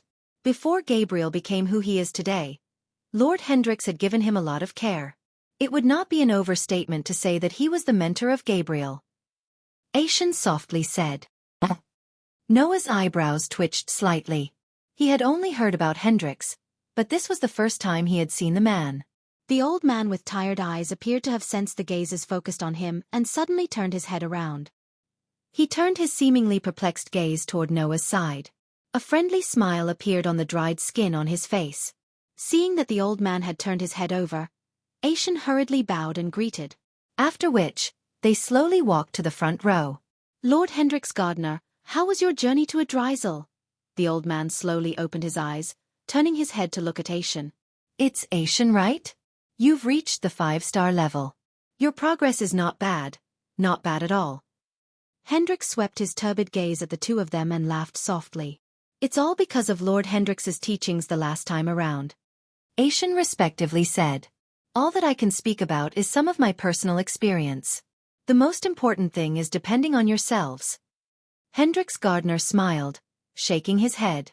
He suddenly turned his gaze toward Noah behind Xiaofan. Who is this young man, Xiaofan? Your disciple? With a friendly smile, Hendrix asked Xiaofan. Lord Hendrix, this young man is Noah Winston. He is the youngest guardian captain. Xiaofan introduced Noah to Hendrix as Noah bowed slightly to show his respect to the 6-star alchemist before him. Not only the youngest guardian captain but also a talented alchemist. I can see the talent in your eyes. Hendrix Gardner's voice was neither hurried nor slow. Although it was a little hoarse, it had a certain magical-like property that did not allow others to interrupt his words. Sponsored content. Visit Readle.me for extra chapters. Noah calmly smiled but did not continue to say anything on this topic. Hendrix Gardner smiled and stared at Noah. His gaze seemed to have a deeper meaning as he paused on that calm face for a while. I wish you good luck, young man. You will need it, Hendrix calmly said. But something told Noah his simple words contained wisdom and meaning behind. Does he know about the assassination plot on his life? Noah couldn't help asking himself after hearing Hendrix's words. You should learn some aura hiding spells, young man. If you ever plan to visit her, that is. Hendrix continued with the same calm smile on his face. However, this time, his words were heavy as though he had sensed Noah's secret. Don't tell me that he sensed the teacher's presence? Noah blinked his eyes. There was a change in his heart as he muttered, Teacher, Noah telepathically called for his teacher. Relax, he can't sense me. But be careful, I have a strange feeling about him. Noah heard Andres' voice in his head. Perhaps I have sensed wrongly, Hendrix said to himself. The sudden aura he felt or thought he felt wasn't around him anymore. The old man sighed in disappointment. Then, he leaned back against the chair, appearing a little absent-minded as he entered a trance while his memory played. Back then, when Hendrix Gardner was still young, he had coincidentally met a revenant of an old man in a dungeon he and his friends adventured. Because of Hendrix's thirst for knowledge and young blood, he was separated from his group, ended up meeting the revenant, and spent 3 days with the old man. During those 3 days, the old man taught him a few things and gave him a scroll containing alchemy knowledge. By borrowing what the old man had taught, the initially unknown Hendrix Gardner, an adventurer with a basic talent for alchemy, advanced step by step to his current stage. Only after reaching the 6-star level, Hendrix had realized how terrifyingly talented the old revenant was when he was alive. Even though he and his fellow 6-star alchemists in Aura were praised as the heavenly alchemists and worshipped by the world of alchemists, he knew none of them could hold a torch to the old man. Which was the reason Hendrix always remained humble despite his fame and stardom. The vague aura he sensed on Noah a moment ago was quite similar to the one that the old man had back then. It was the reason that Hendrix suddenly got lost in their thoughts. However, as Xiaofan was about to take his seat, a burst of old laughter was emitted from a passageway in the middle of the seats. I knew you would run to Lord Hendrix as fast as your old legs could. Hearing the laughter, everyone turned their heads around to take a look. When they saw a white-haired old man wearing golden robes walking towards Hendrix. The person who arrived at the stage was Alred, whom Noah had when he came to the Guardian Guild. Jennifer also followed closely behind. Today, she was wearing a pale green alchemist robe that was clearly specially tailored for her using the best materials. Her spacious sleeves had bright silk pulled around them to form a lotus shape. This gave her an elegance that came from nowhere. However, Noah clearly knew her character and understood that this young lady, who appeared quiet on the surface, was actually a quirky person. As his gaze swept past Jennifer, Noah discovered that beside her was a tall lady wearing a luxurious and brilliant dress. Compared to the cute and petite Jennifer, the lady was mature and had a nobility feel around her. When she saw Xiaofan and Noah, she just nodded to acknowledge their existence and then looked at the alchemists gathering down. There was an iciness and matured aura all over this lady. As her pretty eyes moved, a temptation naturally appeared. Noah's gaze swept past the two ladies and finally landed on Alred. He bowed and greeted with a smile, Grandmaster Alred. Alred, this young man is Noah, whom I have mentioned to you. His ability is extraordinary, Xiaofan told Alred and the lady standing beside, pointing at Noah. Hearing Alred's evaluation, Jennifer by the side tooted, secretly muttering something. It was likely that she was not satisfied by these words of Alred. "Nice to meet you, Master Noah." The hazel eyes of the lady stared at Noah. Then she smiled. The instant she smiled, it surprised some noble family descendants around the VIP seat, since Eve Voldegard was known to treat people coldly. Chapter 498. The alchemy competition has begun. Nice to meet you, Lady Eve. Noah smiled, slightly bowing his head to show her the respect she deserves. Once the group had greeted each other, they sat down in the front row of the VIP seat except Noah and Jennifer, since they were both participants and they only came to the VIP seating due to their connections. Whether it was intentional or otherwise, Princess Eve ended up sitting beside an empty chair between Hendrix and her.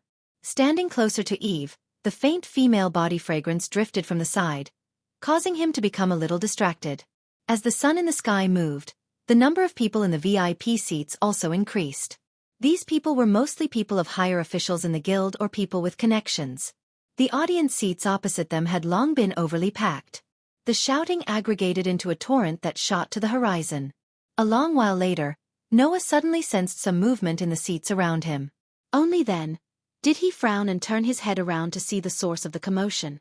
2 lines of silver-armored soldiers escorted 3 people to the VIP seatings. "Gabriel," Noah muttered as he looked at the tall, dashing man with striking golden hair walking towards them. The emerald green robes couldn't hide the man's perfect body structure, which would raise any woman's heartbeat.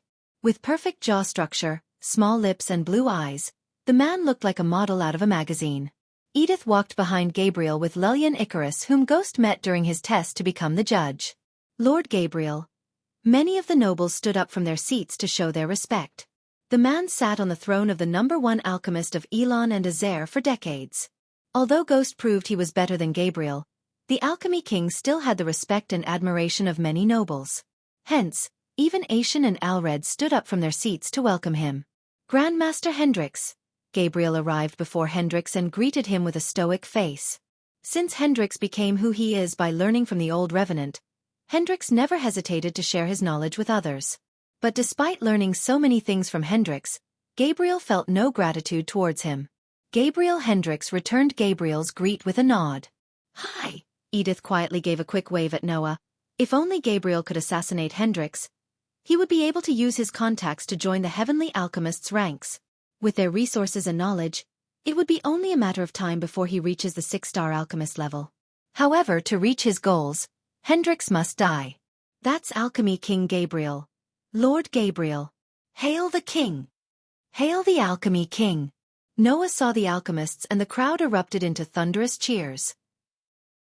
Compared to the Grandmasters and Hendrix, Gabriel's fame was on the next level thanks to his marketing strategies and promotions. Not a single one didn't know Gabriel and admired in the world of alchemy. The cheers he received were evident of his fame. Gabriel turned to look at the cheering crowd and gracefully waved his hand, while Leylan Icarus seemed extremely haughty seeing his teacher enjoying such fathomless fame and cheers from the crowd. He felt as though the crowd is cheering for him. Jennifer and Eve quietly waited patiently for Gabriel to take his seat. While the crowd was raving for Gabriel, a golden trail appeared in the sky above.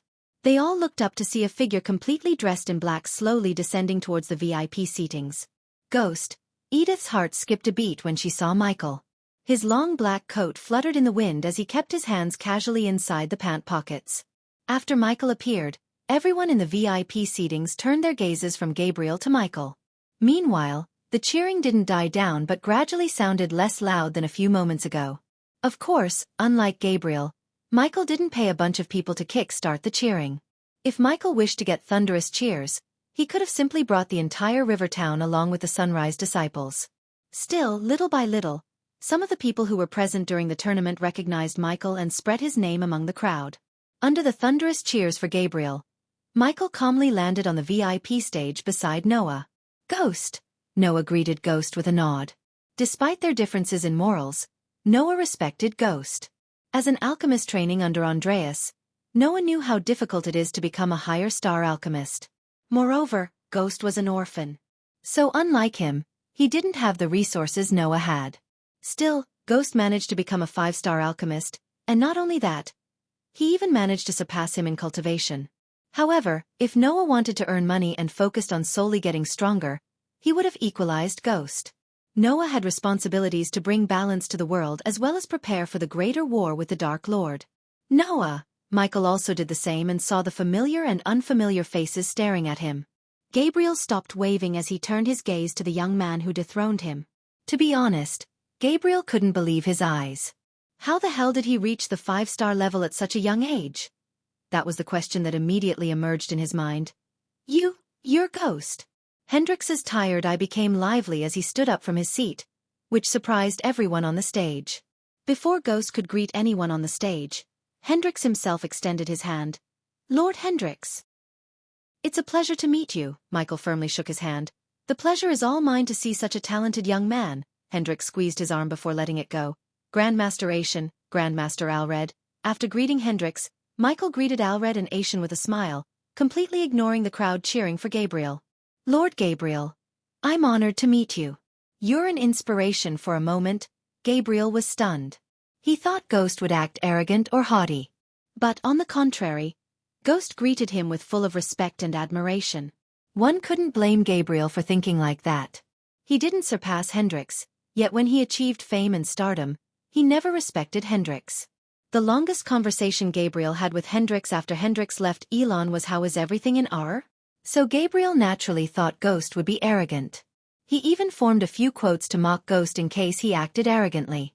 Yet Ghost completely surprised him by greeting him with respect. His gesture not only surprised Gabriel but everyone on the stage except Edith. To her, it looked like the wolf greeting a sheep. I am to many, Gabriel said proudly, revealing a slight grin that oozed arrogance. Since everyone arrived at the stage, the judges and Eve took the front row while the nobles and the elders took the seats in the back. On the front row, Grandmaster Xiaofan, Grandmaster Alred, Gabriel, Hendrix, Ghost, and Eve sat respectively from left to right. As time gradually flowed, the time for the start of the alchemy competition slowly arrived under tens of thousands of gazes. Ding!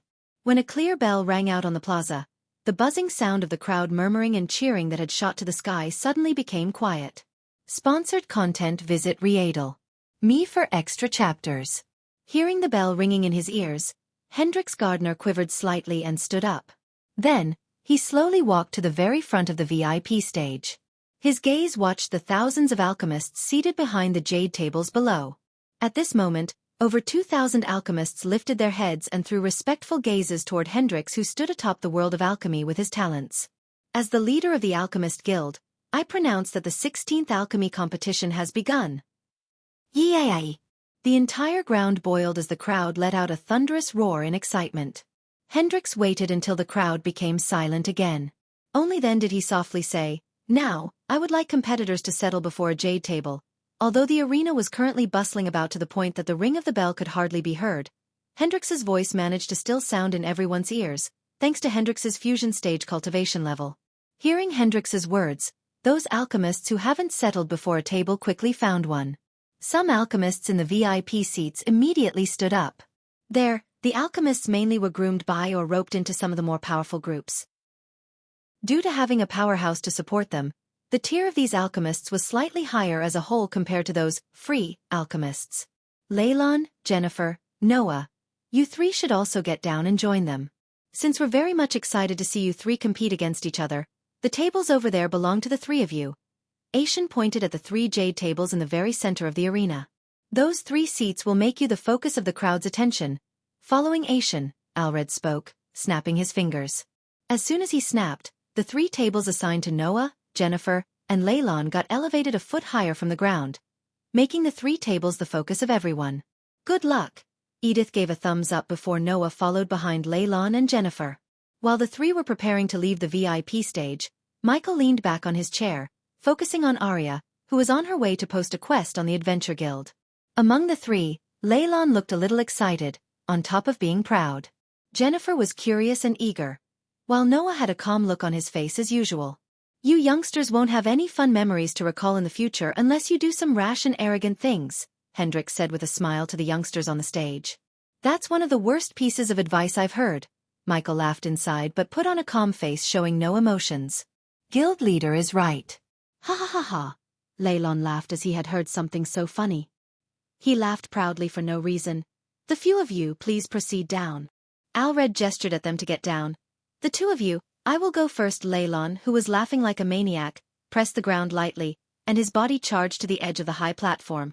He glanced at the huge open ground below. Then he leaped, diving forward, and creating countless gasps among the spectators as well as the alchemists down. Arch steps. His body swiftly descended, and just as he was about to reach the ground, he cast a spell. As soon as he cast the spell, giant purplish steps made of sparkling arch energy materialized in mid-air, connecting the ground. Using the steps, he landed on the ground without any injury. After which, he swiftly walked up to the arena's middle spot under the spectators' stunned gazes with a smug smile. He really likes to show off, huh? But does he think only he knows how to jump? Eyeing Leylon, who had received attention from everyone by directly leaping down, Jennifer rolled her eyes, smacking her lips together. Her lovely body leaped forward and also shot off of the high platform. Like a falling leaf, her body gently and elegantly descended. Her beautiful posture was like that of a goddess. Whoa! This beautiful action of Jennifer had undoubtedly stirred more hearts than Leylon's earlier performance. But her beauty and grace caused shocking gasps from the VIP seats and loud roars from the audience seats. Look at that! You taught her something other than alchemy.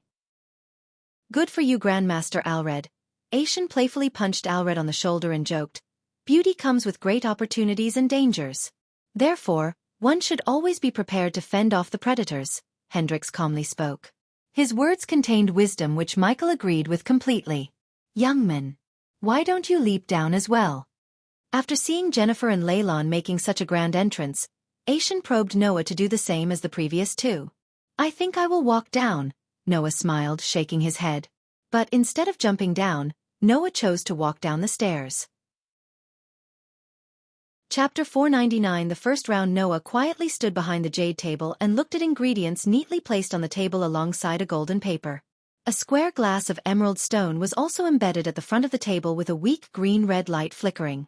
As Noah picked up the thin paper and looked at it, he realized it was actually a formula for a pill. However, the formula was written with so many complex, unnecessary steps. It would be near impossible to concoct the pill following the formula within the given time. Failure would be inevitable if an alchemist failed to decode the formula and simplify the steps. Failure would be inevitable. Another hurdle for the participants was the number of ingredients on the table. Just like Olivia informed Michael, the guild gave the participants 2 batches of ingredients, which meant each participant only had 2 chances. If the medicinal ingredients were completely exhausted and the participant concocted no pill, then the participant would be eliminated from the competition. How long will it take for you to concoct the pill? Eve asked Michael sitting beside him. Quickly, all the nobles focused on Michael to hear his answer. 45 seconds. Everyone, including Hendrix, was surprised by Michael's answer.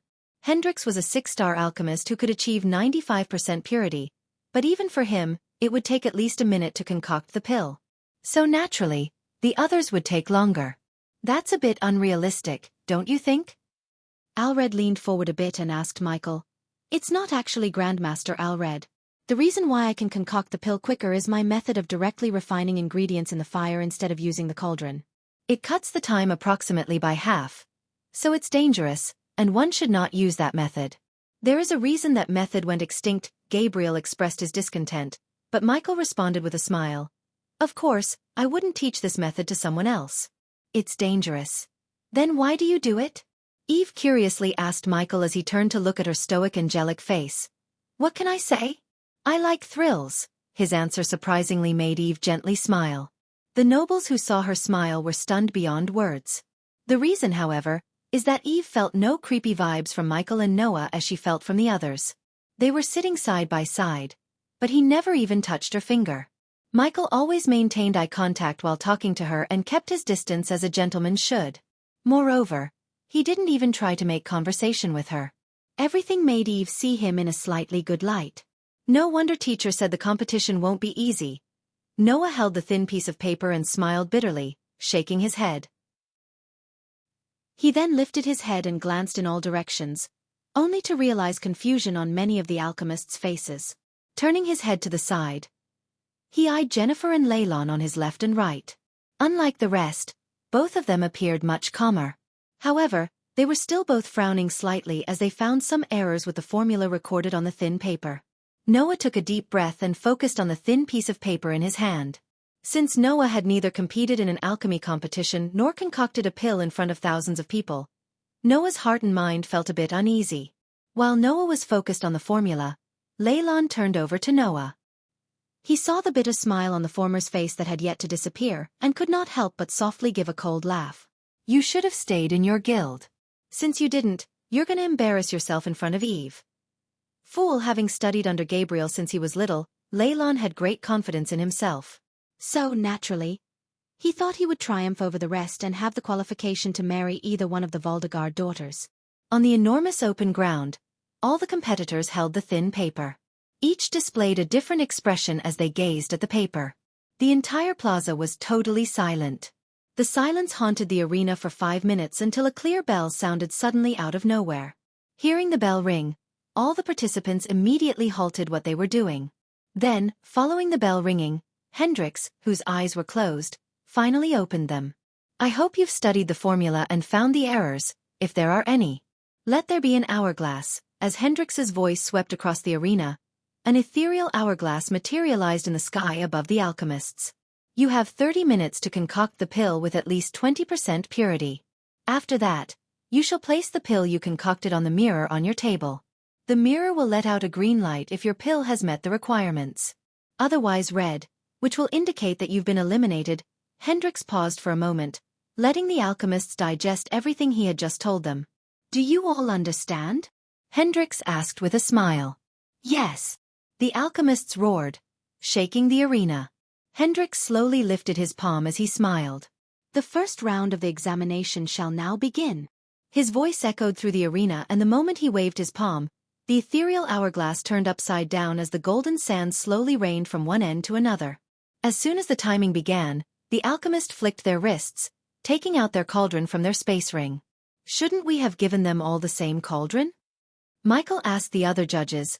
Sponsored content, visit Readel. Me for extra chapters. I think so too, Eve nodded. Luck is a part of alchemy, young man. One has to be lucky to achieve great success in alchemy. For a moment, Michael was confused about the connection between the question he asked and the answer he received from Hendrix. In simple words, if you aren't lucky to get a great cauldron or born into a wealthy family, you won't get too far, Alred chuckled. Not everyone has a death wish to refine pills directly in potions like you ghost. Once again, Michael received a scornful response from Gabriel. However, if Michael wished, he could kill Gabriel in a flash since Gabriel was at the core strengthening stage. At the same time, he reached soul refining stage level 3 after killing King Bredia's men. Luckily for Gabriel, Michael wasn't here to kill him, at least not yet. Meanwhile, Noah quietly stood behind the jade table. With a flick of his wrist, Noah summoned his cauldron from the space ring. It was a pearl-white cauldron with 3 handles resembling dragons. There were numerous undisguisable writings engraved on the outside as well as inside. Unlike the rest, Noah did not immediately summon his flame and start the refinement. Instead, he quietly held the paper and studied the formula once again. As Andreas taught him, preparation was crucial for success. Considering he only had 2 chances, negligence wasn't an option. The guild required one to refine a pill called Burn Healer. As the name suggests, it was a kind of medicinal pill used to treat wounds caused by fire and acid. Usually, these pills were used by those who couldn't afford a healing potion and were fairly cheap. In an alchemy store, they wouldn't sell the pill for more than 50 to 100 gold coins depending on its purity. Refining the pill required a total of 5 ingredients. Although the pill was cheap, the refining process was complex and needed an alchemist to possess good control over their alchemy fire and knowledge of each ingredient. Since Noah brewed his own healing potion, he was unfamiliar with the process of making a burn healer. Michael silently watched Noah studying the parchment without starting to refine the ingredients. On the other hand, Jennifer and Leylon had already conjured the flames and let the fire surround the cauldron. Michael failed to see a different color flame other than emerald green. Why did everyone have green flames by default?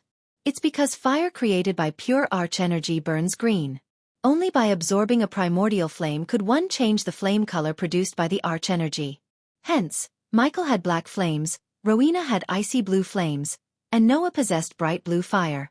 Regardless of their character, these 2 are really talented, Noah said to himself. However, no matter how he counted, Noah had only studied alchemy for 4 years give or take. Therefore, on certain aspects, Noah could not catch up with Jennifer and Leilon, who their teachers groomed for decades. After all, no matter how talented one is or whom one learned from, it would be impossible to catch up decades of experience in such a short time unless they had a system like Michael, of course. Yet what even Michael failed to grasp was that he may have learned the book of alchemy through the system. Still, his innate talent for manipulating darkness and control over the fire made him reach the point he was at the moment. For a day, Michael refined hundreds of pills and potions. He had never slacked off despite having a system. "So Ghost, can I call you Ghost?" Eve looked at Michael. "I insist," Michael said with his usual alluring smile that made Eve's heart skip a beat. "Do you think you can give some pointers to my sister?" She smiled. No one with a brain and eyes would say no to such an angelic woman, and Michael wasn't an exception. But, of course, it was not because of her beauty but because of her family background. He needed some connections in R, and making friends with Eve didn't seem like a bad idea. "Of course, just tell me, where do you want me to meet you?" At this moment, over 10 minutes had elapsed since the start of the examination. Red lights were already flickering off and on during these short 10 minutes within the arena. After the red light flickered, those alchemists who had failed could only leave the arena with many regrets. "They should have rushed like that," Alred commented about the alchemists leaving the arena after their pills failed to meet the requirements. Noah indifferently glanced at an alchemist before him, who kept his head down as he walked out of the arena with a face on the verge of crying. Once again, Noah ignored the commotion to focus on refining. "Let's begin." Noah cracked his knuckles as he finally decided to conjure his flames. Under thousands of gazes, Noah flicked his wrist as a bright blue flame materialized above his hand, dancing like a lady. A primordial flame. Michael immediately felt the familiar energy waves radiating from the fire above Noah's hands. It was weaker than the dark flames but still had off-the-chart energy radiations like the dark flames.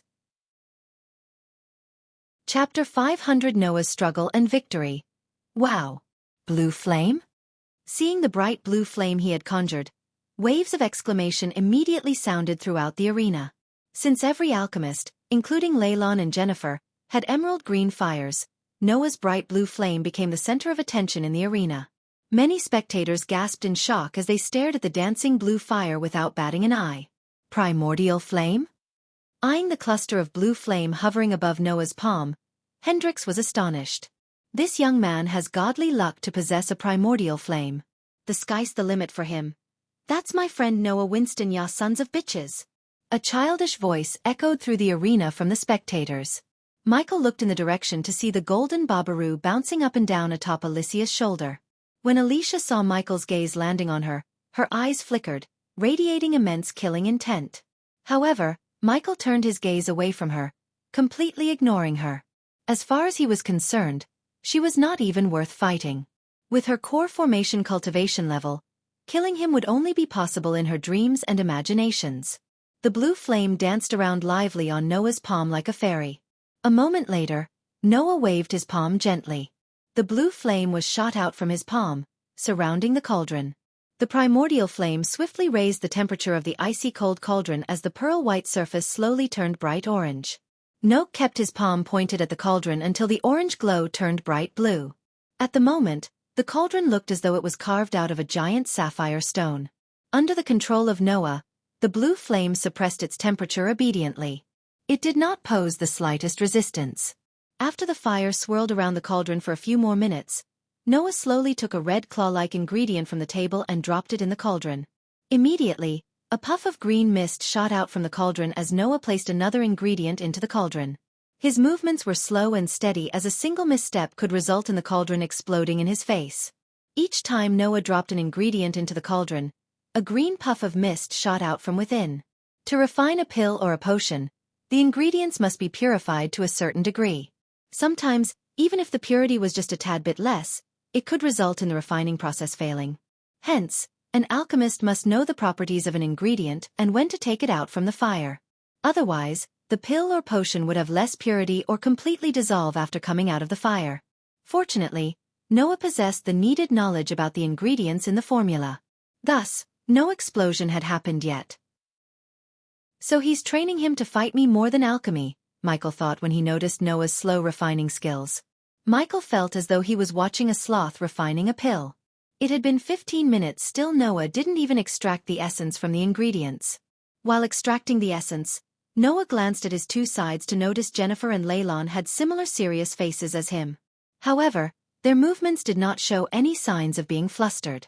They may look serious but did not sweat like most alchemists in the arena. Both Leylon and Jennifer had everything under control. Bang! Just as Noah withdrew his gaze, a cauldron on a jade not far away exploded into pieces. However, a golden light appeared around the table, sucking the fire before it could harm the alchemist. Following the cauldron explosion, the jade mirror placed within the table let out bright red light, signifying the elimination. Although the golden light saved the alchemist, unfortunately, it didn't save his hair. The man's face had streaks of ash as he stood there foolishly watching the flickering red light with a stunned look on his face. A long while later, he finally cursed out loud before leaving the platform. As the man walked past Noah was surprised because he had met him before. When Noah met the man, he was a 3-star alchemist in Kingdom Dreidel. A pity. Noah laughed somewhat gloatingly in his heart. He then threw aside the small interlude and continued to extract the essence from the ingredients one at a time. While Noah was extracting the essence, Michael talked to Eve, getting an idea about what was going on in Aur, especially in Nagaland. As time slowly flowed by, the jade mirrors repeatedly flashed red lights in the arena. Whenever the red light flickered, one left the arena with either a sad or a mad face. While the test was quite difficult, one could say that alchemists who participated in the competition were people with great skills. Apart from the eliminated alchemists, many silently continued to refine the pill so they could move to the next round. After nearly half of the sand within that ghostly hourglass had fallen, Noah finally formed colorful beads of essence above the cauldron. Even though Noah refined the pill slower than Michael expected, he did not waste any ingredients. The next thing was to merge the colorful beads into a ball of essence and turn them into the burn healer pill. Compared to the extracting part, combining was the trickiest and required absolute focus. A slight deviation in focus would result in failure, and Noah would have to start from scratch again. Knowing the last step's importance, Noah closed his eyes for a moment, canceling all the noises around him. Then he opened his eyes with his mind completely focused on the essence beads. Finally, he exhaled and pulled his hands together as the essence beads floating in the air slowly moved towards each other. The blue flames gradually faded away as Noah pulled the beads closer and closer to each other. He felt the beads resisting as the same poles of magnets. It took a little bit of raw strength for Noah to merge them. Nonetheless, Noah showed no signs of struggle. On the contrary, he looked just as calm as ever. "Why is he taking so long?" Eve asked Michael. After talking for some time, Eve felt comfortable with Michael. "Hence," she whispered to Michael, slightly leaning towards him, "he's trying to merge all the beads at one go, instead one by one like the others," Michael explained to Eve. He had to say. She became a good friend in such a short amount of time. When he travels to Aur, Eve would definitely welcome him with open arms. Not literally, of course. With her help, he could expand his business empire and sect to Aur. But for now, he focused on two things: assassinating Tanulia for Peyton and judging the competition. "He is a fool to try that," Gabriel snickered. "It's way too early for us to judge him, Lord Gabriel," Adovan defended Noah as Edith frowned from behind. Then, she closed her eyes and began to pray for Noah silently. The sand within the enormous hourglass swiftly scattered down. Sponsored content. Visit Readel. Me for extra chapters. Ding. Leylon, who struggled to merge the last bead, finally succeeded. As soon as the beads became one orb of purple liquid, Leylon once again conjured the emerald green flames and kept the orb above the flame for it to harden into a pill. Gradually, the purple ball shrunk until it became the size of a tablet. Additionally, the pill radiated a bright glow, unlike the pills concocted by the other alchemists. "That's how you do it." The pride on his face was difficult to hide as he banged the table loud enough for everyone to lose their focus for a moment. Michael frowned, looking at his actions. But since the other judges remained silent, he didn't raise any concern. "Done!" Jennifer raised her voice and revealed the purple people looking the same as Leylon's pill to the spectators. "Good," Eve murmured. In her voice, Michael could sense the joy and pride. "Time is almost up." Alred stared at Noah in the center spot, who was still yet to merge the beads. On the other hand, Aishan looked at the ghostly sand in the hourglass that had almost completely fallen.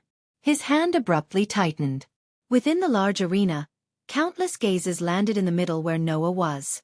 They then eyed the sand in the hourglass that was splashing down. All of the spectators wanted to know if Noah, who stood in the center, attracting the most attention, would be able to complete the test. "What do you think, Ghost?" Eve asked curiously Michael, who was still looking at Noah with a calm face. Unlike the rest, Michael was sure Noah would finish the pill and surprise everyone with his purity level. "He will surprise everyone," Michael said, calming Edith's nerves. The very little sand within the hourglass quietly descended. Then, at the very last moment the last piece of sand rolled down, a pitiful sound came from the audience and the VIP seats. The blue flames suddenly shot out of Noah's hand and enveloped the beads. As soon as the blue flames disappeared, a round pill flew out at the very last moment, radiating dazzling bright light. Noah's pill glowed brighter compared to Leyland's and Jennifer's. The instant the pill landed on his palm, the little remaining sand finally fell. Hundreds of red lights in the arena, behind those alchemists who had still not finished refining the pill, lit up. Disappointedly looking at the flashing red light, those alchemists smiled bitterly and took back their respective cauldrons. Then, with disappointed looks, they exited the square. Standing behind the jade table, Noah looked at the contestants leaving the arena one after another. This was just the first round of the competition, yet 1/3 of the participants had been eliminated unexpectedly. He let out a sigh as he thought about the difficulty of the competition. Playing with the pill in his hand, Noah turned his head to the nearby Leylon, whose face was full of bright smiles. Despite having less brighter pill than Noah, Leylon seemed arrogant and proud because he finished first. He looked at Noah with his pill steadily grasped in his hand, and said a smile. "You truly have good luck. Even with the primordial flame, you only managed to refine the pill at the last moment." However, Noah just responded to Leylon with a calm smile. "It's not so important who starts the game but who finishes it. In this grand competition, attended by countless outstanding alchemists, refining with the fastest speed and an undeniable skill," Leylon laughed. He was unwilling to let Noah's higher purity pill outshine his achievements.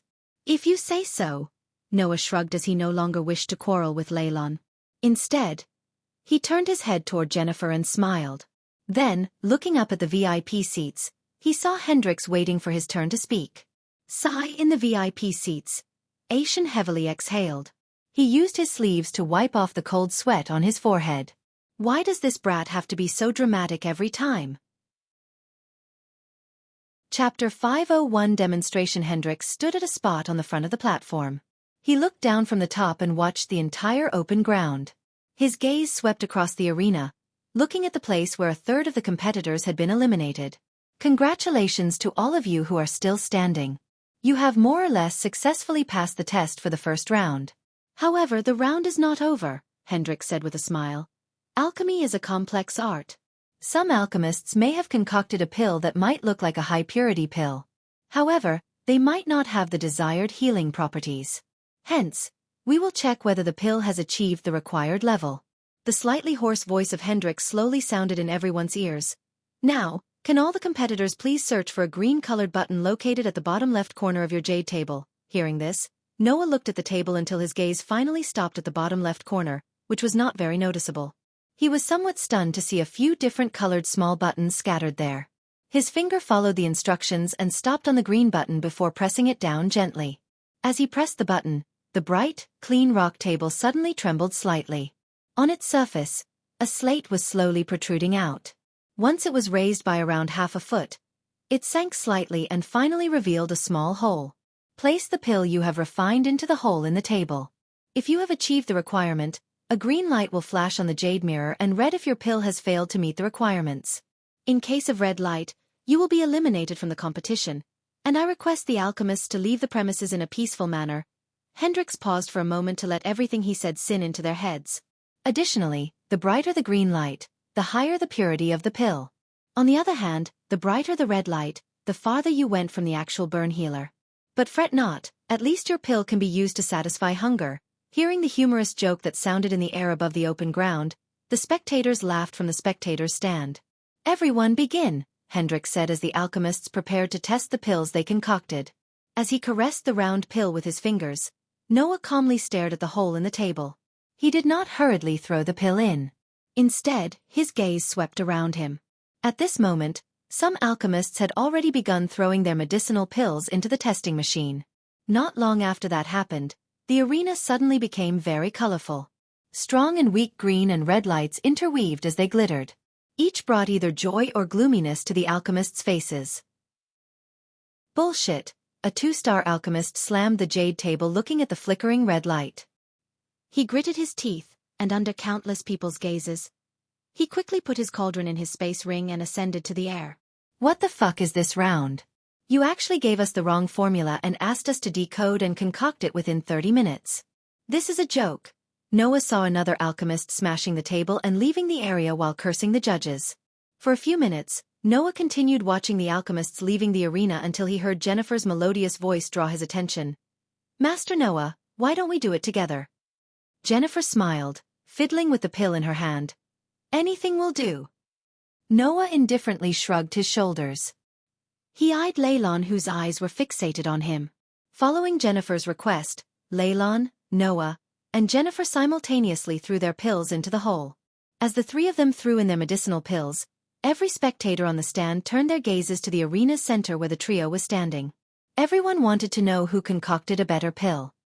Bang, bang, bang. The jade mirror was a little quiet. Then, a moment later, a slightly muffled sound erupted, and 3 bright streaks of green light abruptly shot out from the jade tables towards the sky. The density of any of the green lights was clearly much denser than any of the green lights that had appeared in the open ground before.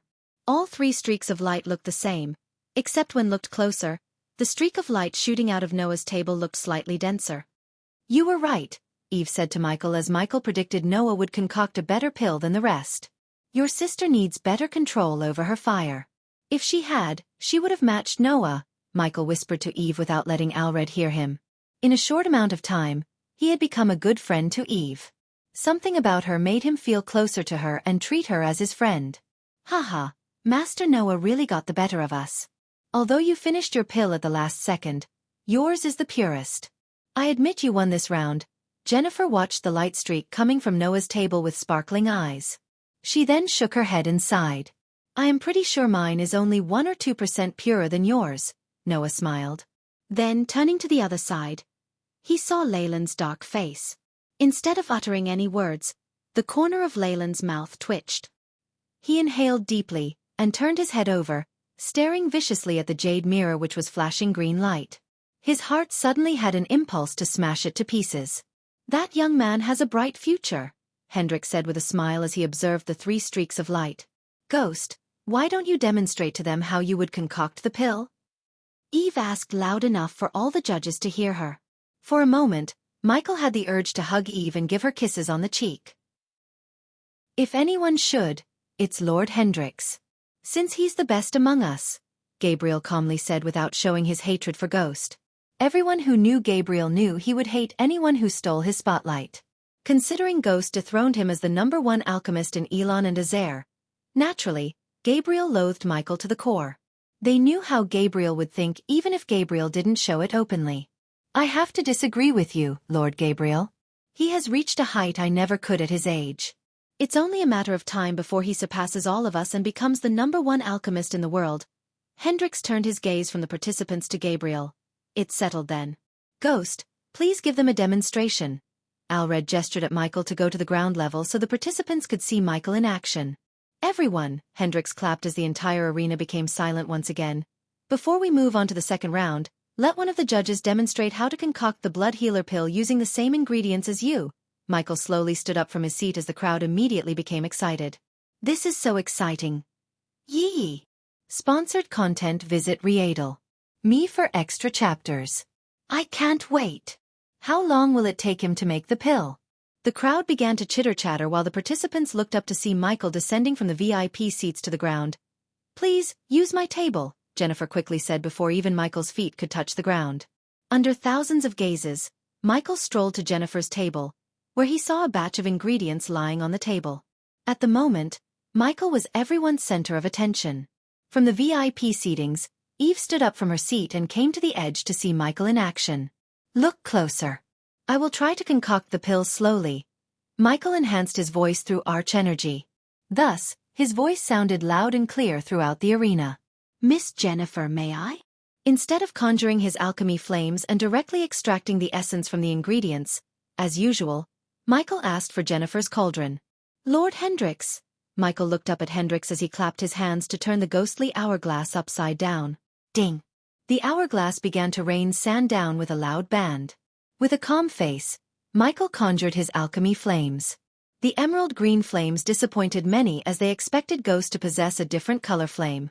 However, Hendrix's calm eyes perplexed, sensing weird energy from the flames surrounding Jennifer's crimson-red cauldron. Other than Hendrix, none sensed anything different about Michael's flames. Under their gazes, Michael controlled the fire in one hand while picking up the first ingredient in the other. However, before any green mist could appear from the cauldron like when the others refined the ingredient, Michael put another ingredient into the cauldron. Whoa, he's extracting the essence from the ingredients at the same time. Adavin gasped as Michael put all the ingredients into the cauldron instead of one by one. In a few blinks of an eye, colorful beads emerged from the cauldron and hovered above the cauldron. Many gasped in shock, and even Leylon and Noah couldn't help being stunned by his skills. Michael made it look simple, but as an alchemist, they both knew how hard it is to extract essence from all the ingredients at the same time. Wow! Jennifer stared at his every single move without blinking an eye. Her jaw dropped a couple of inches. Just like the rest. Ding! Congratulations to the host for successfully being a badass. The reward is 2,000 badass points. Ding! Congratulations to the host for successfully being a badass. The reward is 1,000 badass points. Ding! Congratulations to the host for successfully being a badass. The reward is 1,200 badass points. The badass points rapidly increased as the notification sound continued to ring in his head. At the moment, they looked closer at the beads, wondering whether he would merge them one by one or merge them all like Noah. To everyone's surprise, Michael moved his palms closer and closer as the beads began to merge with each other. Noah's method was difficult, but not for Michael. It only took him less than a minute to merge all the beads into an orb of essence. Noah saw no signs of struggle on Ghost's face. The next moment, the emerald green flames appeared once again, surrounding the orb of essence. The flames swirled around the orb for a few seconds before disappearing out of existence. When the fire disappeared, a glowing purple pill hovered in the air, radiating a sweet fragrance. Since Leylon, Noah, and Jennifer stood closer to Ghost, they could smell the fragrance coming from the pill. Under 2 minutes, Aishan gasped after he saw the hourglass. Then, just like him, countless sounds of people gasping reverberated in the arena. They were all stunned beyond words. While his speed stupefied them, Michael flicked his wrist as the pill went straight into the hole in Jennifer's table. Then, unlike never before, the table began to tremble, producing a whistling sound. Boom! Then, a muffled burst sounded from the table as a bright streak of green light shot towards the sky. The streak of light turned everyone and everything green with its brightness. It was several times brighter and denser than Noah's streak of light. That's how you make a burn healer in 70 seconds, Michael calmly said, shocking everyone in the arena. Chapter 502. End of the second round. After everything was said and done, Michael ascended to the air and returned to his seat in the VIP seats, leaving the participants and the spectators stunned. And he was thrilled with the number of badass points he received. Olivia was clapping and bouncing up and down in joy from the spectators. Unlike the battle tournaments, the judges gave no break to the alchemists. Clapping his hands again, Hendrix drew everyone's attention to him.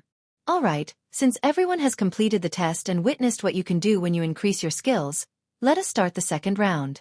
Please press the red button on the bottom right of the table. Hearing Hendrix, Noah moved his finger to the small round red button on the bottom right. As he pressed the button, the jade table suddenly trembled slightly. Then, the hole in the center disappeared as a pile of neatly stacked ingredients and a golden parchment slowly appeared on the clear, sleek table. The second round requires all of you to follow the formula on your table and brew the potion. Just like the first round, you have 2 batches of ingredients, so you can only fail once. If you have finished your ingredients in the process of brewing the potion, you will be eliminated. Huh? Hearing this, Noah was at a loss. Creasing his brows, Noah picked up the scroll and slowly pulled it open to read the contents. Unlike the scroll he read in the first round, the scroll in his hand contained neither complex nor wrong steps. After memorizing the formula, Noah looked around to see everyone reading the scroll without batting an eye. Meanwhile, on the VIP seating, each judge received the same scroll as the participants. Revitalization potion. Michael shared the scroll with Eve as she moved closer to him to see the contents written on the scroll. Throughout a cultivator's life, they would consume countless pills, potions, and foods on a daily basis. Little by little, they would create impurities to clog their body's energy vines, resulting in slower cultivation. There were many ways to unclog the energy vines and purify the body from within, and one of those ways was intaking a revitalization potion or pills. In the Majestic, revitalization pills were one of the fastest-selling products. Michael sold one pill for 9,000 gold coins. Currently, the guild has given the formula for free like candies.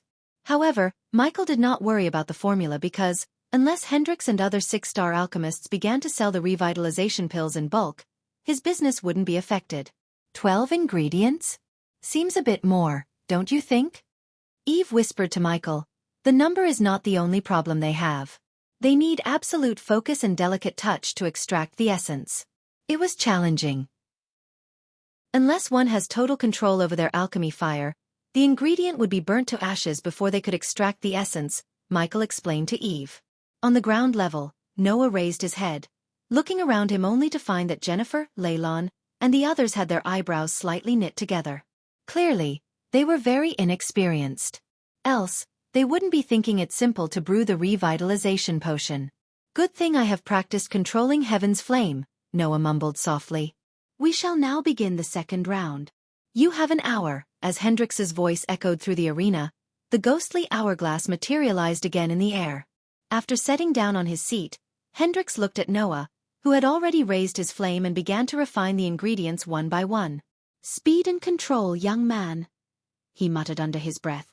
Many alchemists were grinning as they thought the formula was simple. Moreover, they had 1 hour to brew one potion. It was a simple enough task in their minds. Hence, they conjured the flames with bright smiles. Of course, among so many alchemists, there were some cautious ones who were surprised upon looking at the simple test and hesitated. But they just shoved the doubt and hesitation to the corner of their minds and began to refine the ingredients. With absolute focus, Noah conjured his bright blue flame. It took the cauldron a few more minutes to reach sufficient temperature. Afterward, Noah slowly began to throw in the medicinal ingredients one by one. His pupils constricted as he slowly began to refine. Are you participating in the aqua auction, Eve? While everyone was busy refining the ingredients, Michael asked Eve. Since they were friends, they naturally addressed each other by their first names. Yes. I reckon you're coming too. I will issue an arrest warrant if you don't come to Voldegard Mansion in Thera, she squinted her eyes as Michael smiled. Definitely. Here, take this. With a flick of her delicate wrist, Eve took out a silver medallion in the shape of V. We can go to the auction together. Voldegards have our own place in the Aqua Palace. Michael put the medallion in the system storage with a nod. Meanwhile, as they were refining the ingredients, the noise from the 2 seating galleries at the sides also gradually decreased. Numerous gazes swept over the alchemists in the open square, looking at them without batting an eye. As time slowly flew, many red lights flicked in the arena. Michael saw many alchemists had burnt all their ingredients while trying to extract the essence. But, like Michael told Eve, one needed absolute control over their fire and focus. Those who lacked either naturally got eliminated from the competition. On the other hand, some of the competitors whose abilities were quite good had already refined the ingredients needed. After hesitating for a moment, they clenched their teeth and tried to merge the essence, beginning the final part of the refinement. Noah's gaze focused on the ingredients that were boiling within the cauldron. Because he was worried about the possibility of some problems suddenly arising, he took his time cautiously refining each ingredient. As Noah finished extracting the essence of the 10th ingredient, Leylon and Jennifer finished extracting the last essence. Just when they were about to start merging the essence beads, a soft muffled explosion sounded not far away from the trio. Hearing the sound, Noah raised his eyes to take a look. At that spot, an alchemist was foolishly staring at black smoke coming from the cauldron. Clearly, this was a result of a failed refining attempt. What the? I followed the instructions to the word. How can it happen?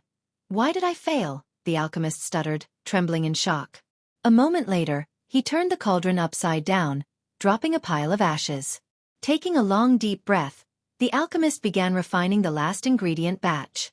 As more and more time passed, numerous soft muffled sounds from the medicinal cauldrons occurred one after another. The alchemists who failed stared at the black smoke coming from the cauldrons dumbfounded.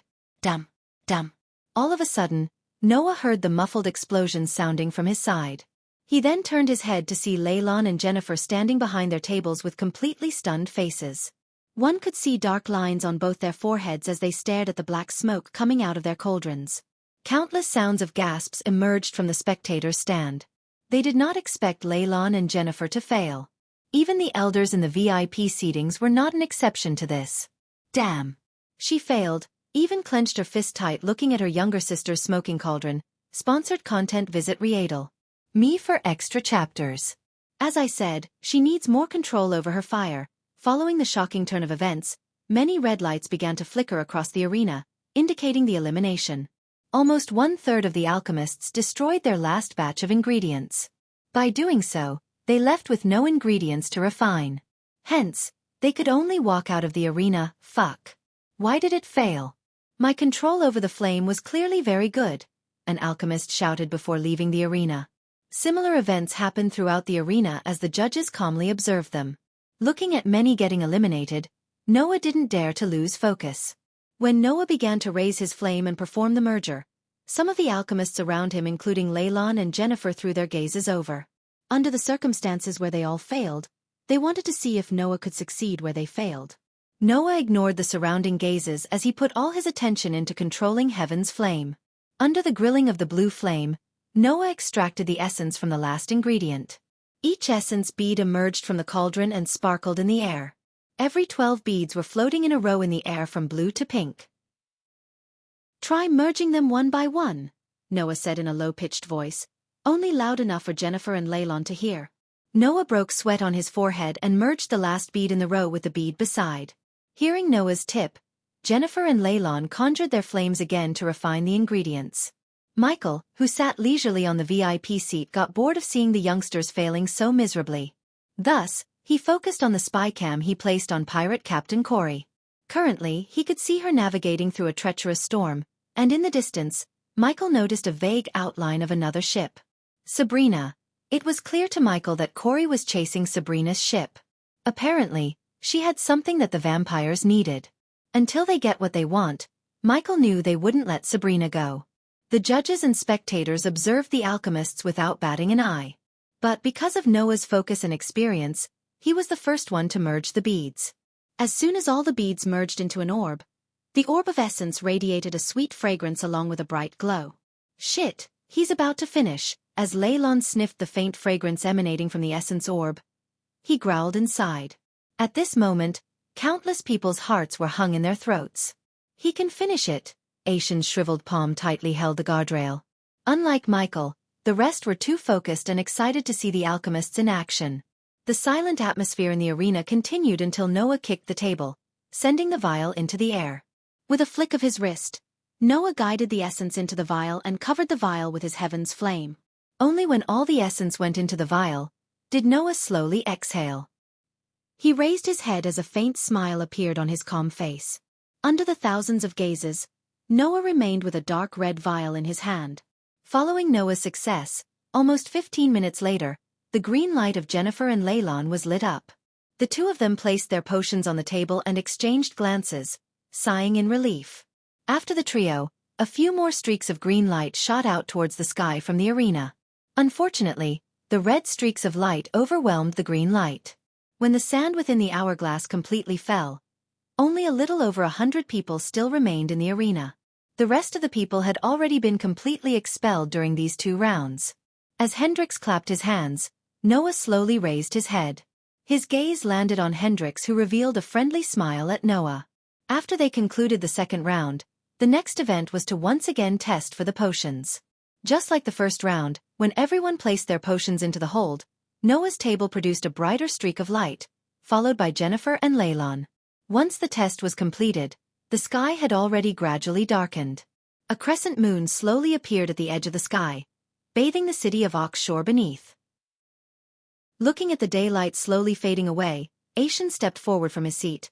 Everyone, we will stop the competition for the day and start the final round at 10 tomorrow morning. Everyone, please take a rest and arrive here 30 minutes before. With Aishan's announcement, the long day of competition finally came to an end. Everyone in the VIP seating planned to take a rest just like the participants except Michael. He had something important to do, like contacting the Alpha Guardian. Chapter 503 The assassination plan is in motion. Don't forget to check out AHSS. Soon Michael will have a crossover chapters with each MC of my novels ***. Where are you staying?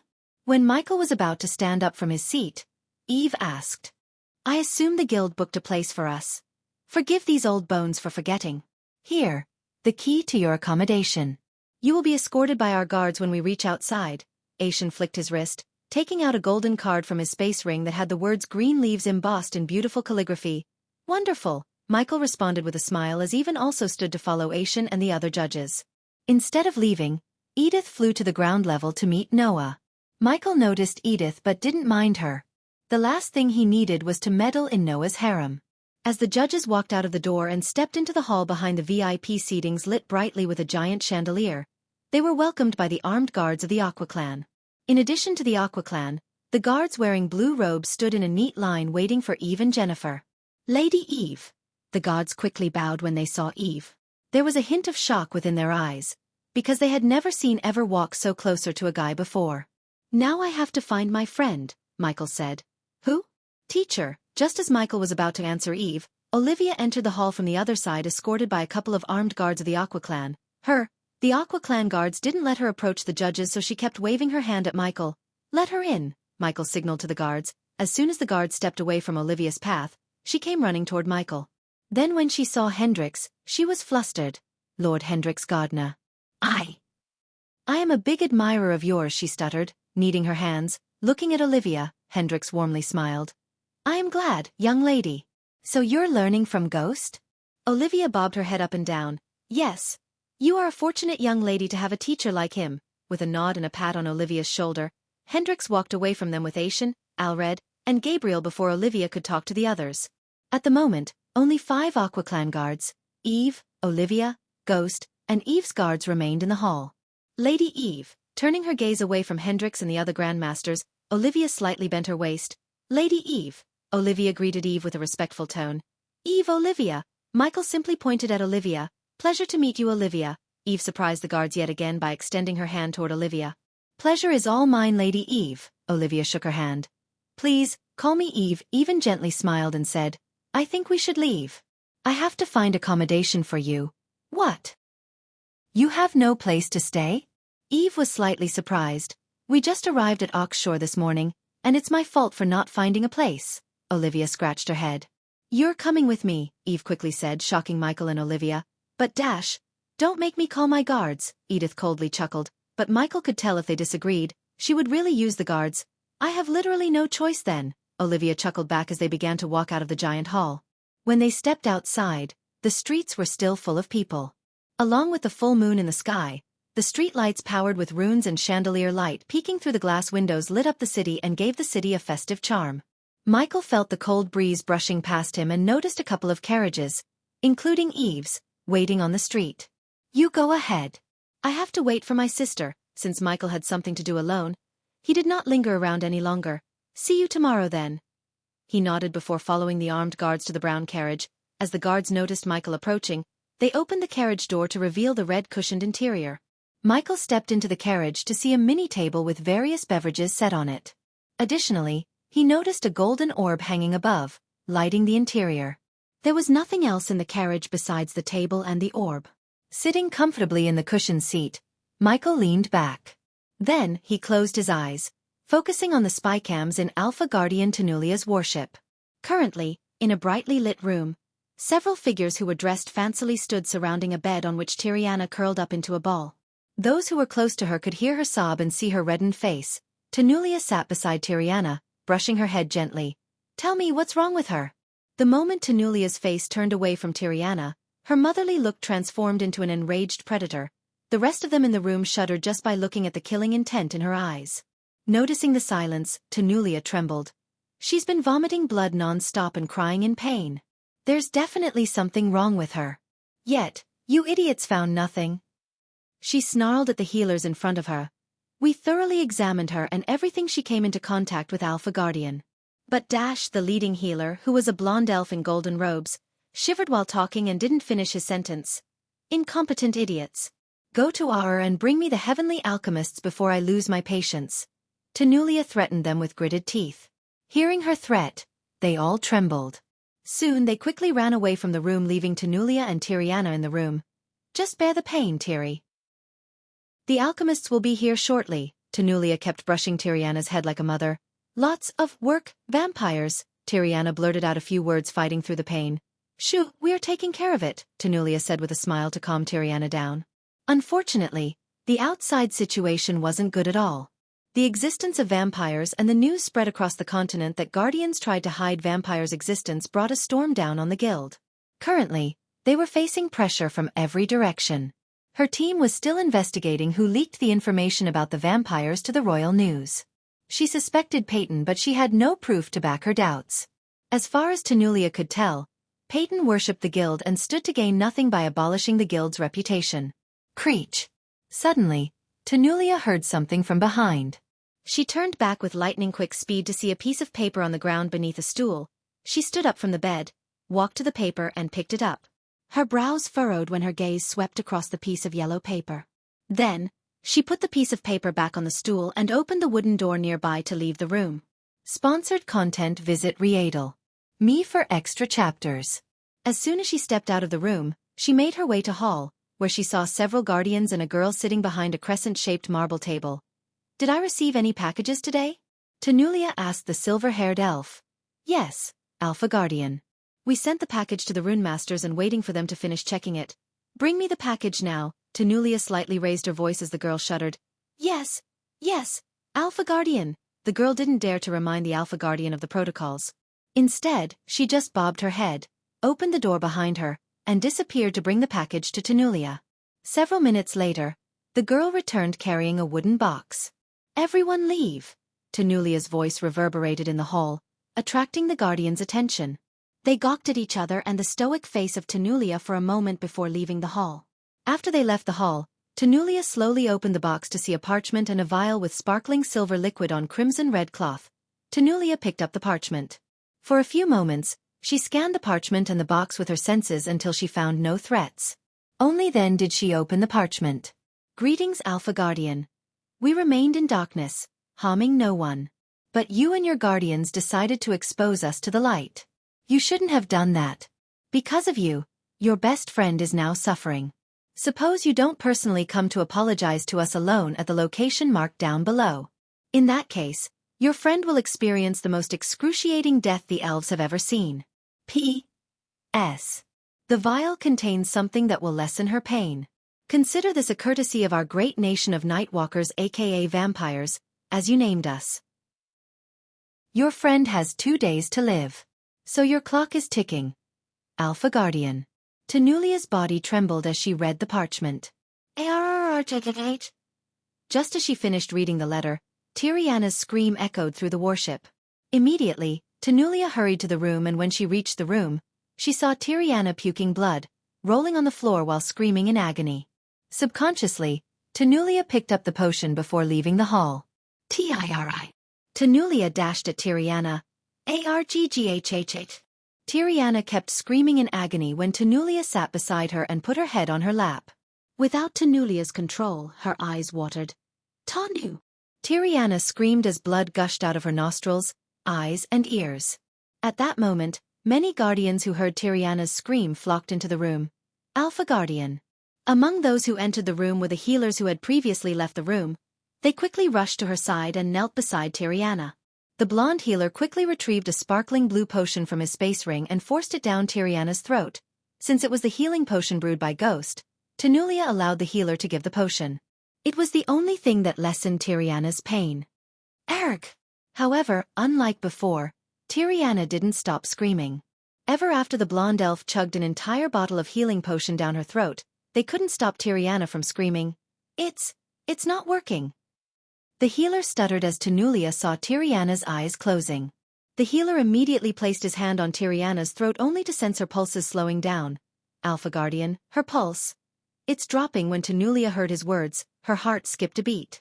She held Tiriana tightly. She is dying, Alpha Guardian, the healer gravely said. All the guardians broke into a sweat while Tenulia's muscles went rigid. She couldn't even move a muscle because of the overwhelming grief.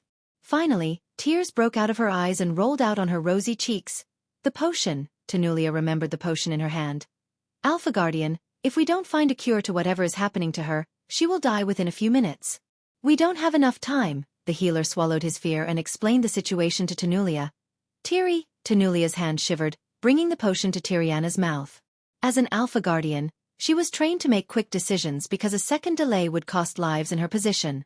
Hence, she decided to give the potion she received rather than gambling with Tiriana's life.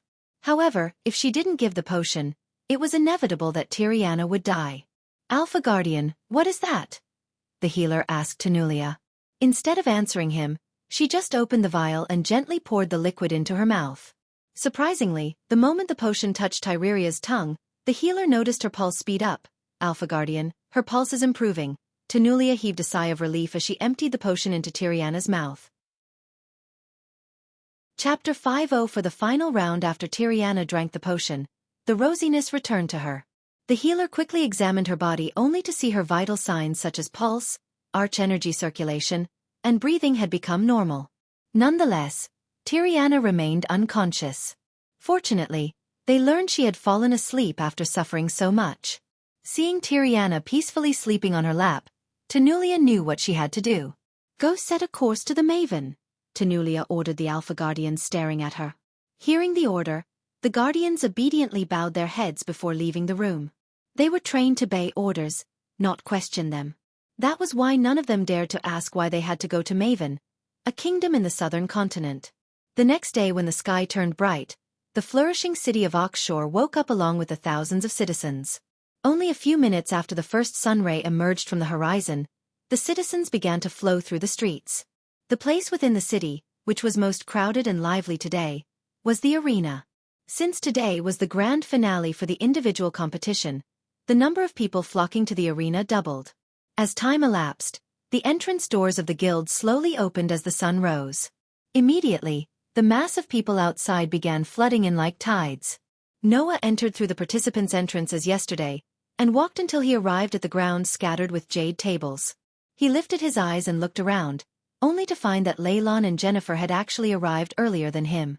Besides the two of them, several competitors passed the 2 rounds of the competition yesterday. The group of alchemists were conversing and smiling with one another. When Noah arrived, everyone, who appeared to be discussing something softly, suddenly lowered their voices significantly. Yesterday Noah shocked everyone with his skills. In their minds, he was the leading horse to win the competition. Master Noah, you are quite early, Jennifer greeted Noah and strolled towards her place as Noah walked by her side. And you're earlier than me. Noah did not like her attitude when they first met. She belonged to the Voldegard family, which even his teacher told him to mess with. Besides, she was also Grandmaster Alred's disciple. Hence, Noah did not appear to be too cold. He just smiled back and greeted casually. Did you rest well, Master Noah? We all need to be in our peak state, Jennifer softly asked. Of course, Noah nodded. However, he did not rest as she thought. He was busy surveying the arena, the place where Hendrik stayed, and the guild studying all the ways one could try to assassinate Hendrix.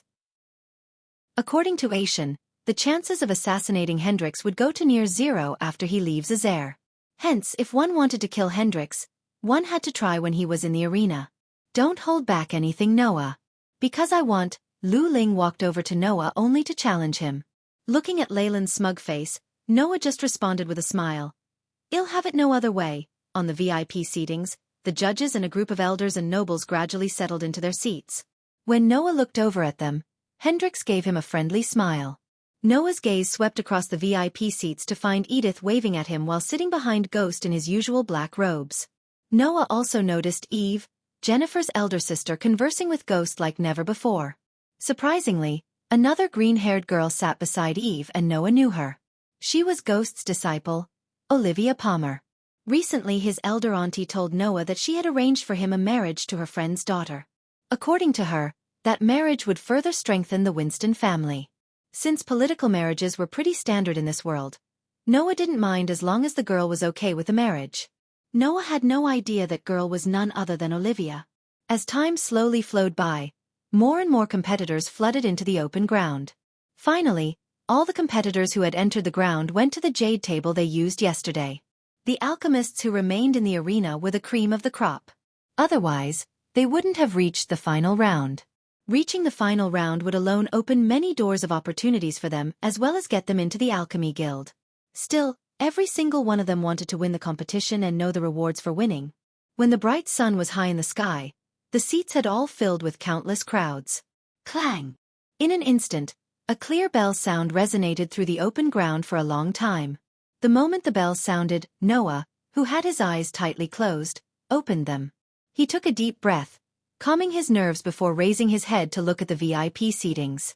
"Ladies and gentlemen," Hendrik spoke to the crowd on the high platform as his light gaze swept through the entire place. Instantly, the people stopped their ruckus and turned their focus to him.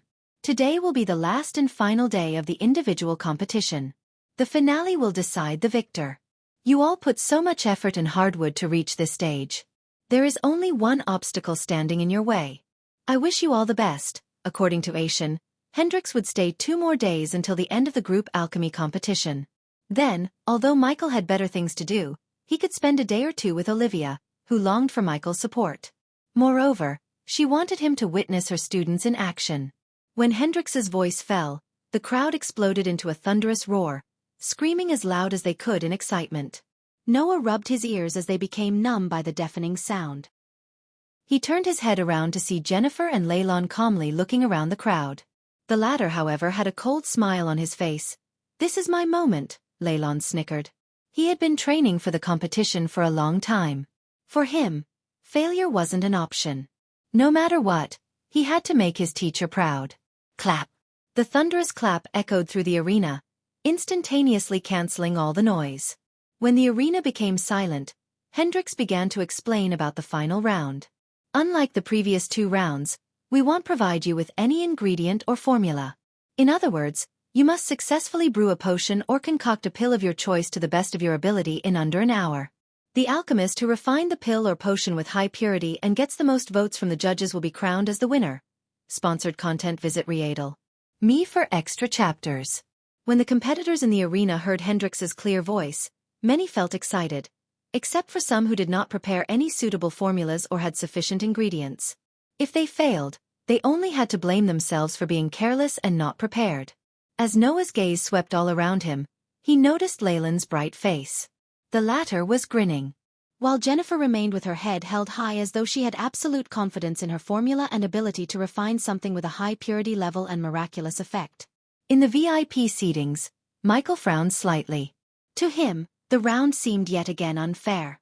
Among the competitors, some were 2-star alchemists and some were 3-star alchemists. Surprisingly, there were no 4-star alchemists among them as the few who competed were eliminated yesterday. So naturally, 3-star alchemists could refine a pill or a potion with a higher purity level than the 2-star alchemists. The ability to refine purer products what made them 3 stars in the first place. Hence, when asked to brew a potion or concoct a pill, whatever the 3-star alchemist makes would have a higher purity rate than a pill or potion made by a 2-star alchemist. In other words, the 2-star alchemists stood no chance against the 3-star alchemists.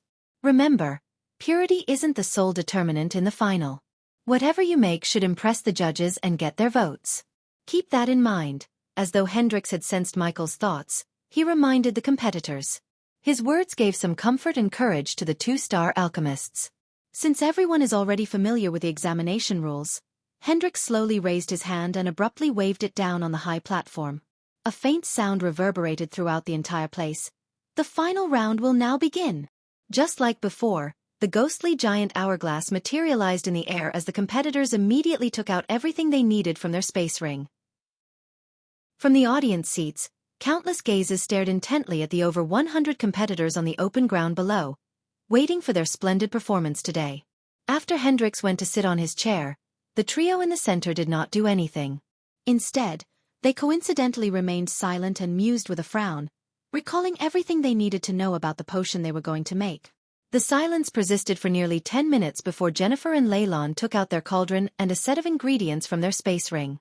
Hearing the sound of the cauldrons landing on the jade tables, Noah frowned as the cauldrons that the two pulled out were clearly not the same ones they used yesterday. Seeing the profound auras that were emitted from the ancient-looking jade cauldrons, it was clear that the cauldrons clearly belonged to the epic class. Item classes equals common, uncommon, rare, epic, legendary. They surpassed Noah's cauldron, which belonged to the rare class. That little brat, sitting beside Ghost, Eve mumbled. She took Grandpa's cauldron, Eve said with a helpless chuckle only loud enough for Michael and Olivia to hear. Better cauldron will definitely raise her odds to win, Olivia whispered to Olivia. She better win this. What do you think, Ghost? You're still betting on Noah? Michael nodded. If nothing dramatic happened, he knew Noah would win the competition easily because, unlike them, he knew Noah's secret. Lord Gabriel, is that the cauldron you used decades ago? Alred asked, pointing at Leyland's jade cauldron, which had a tint of redness to it. Yes, Gabriel responded with a simple nod.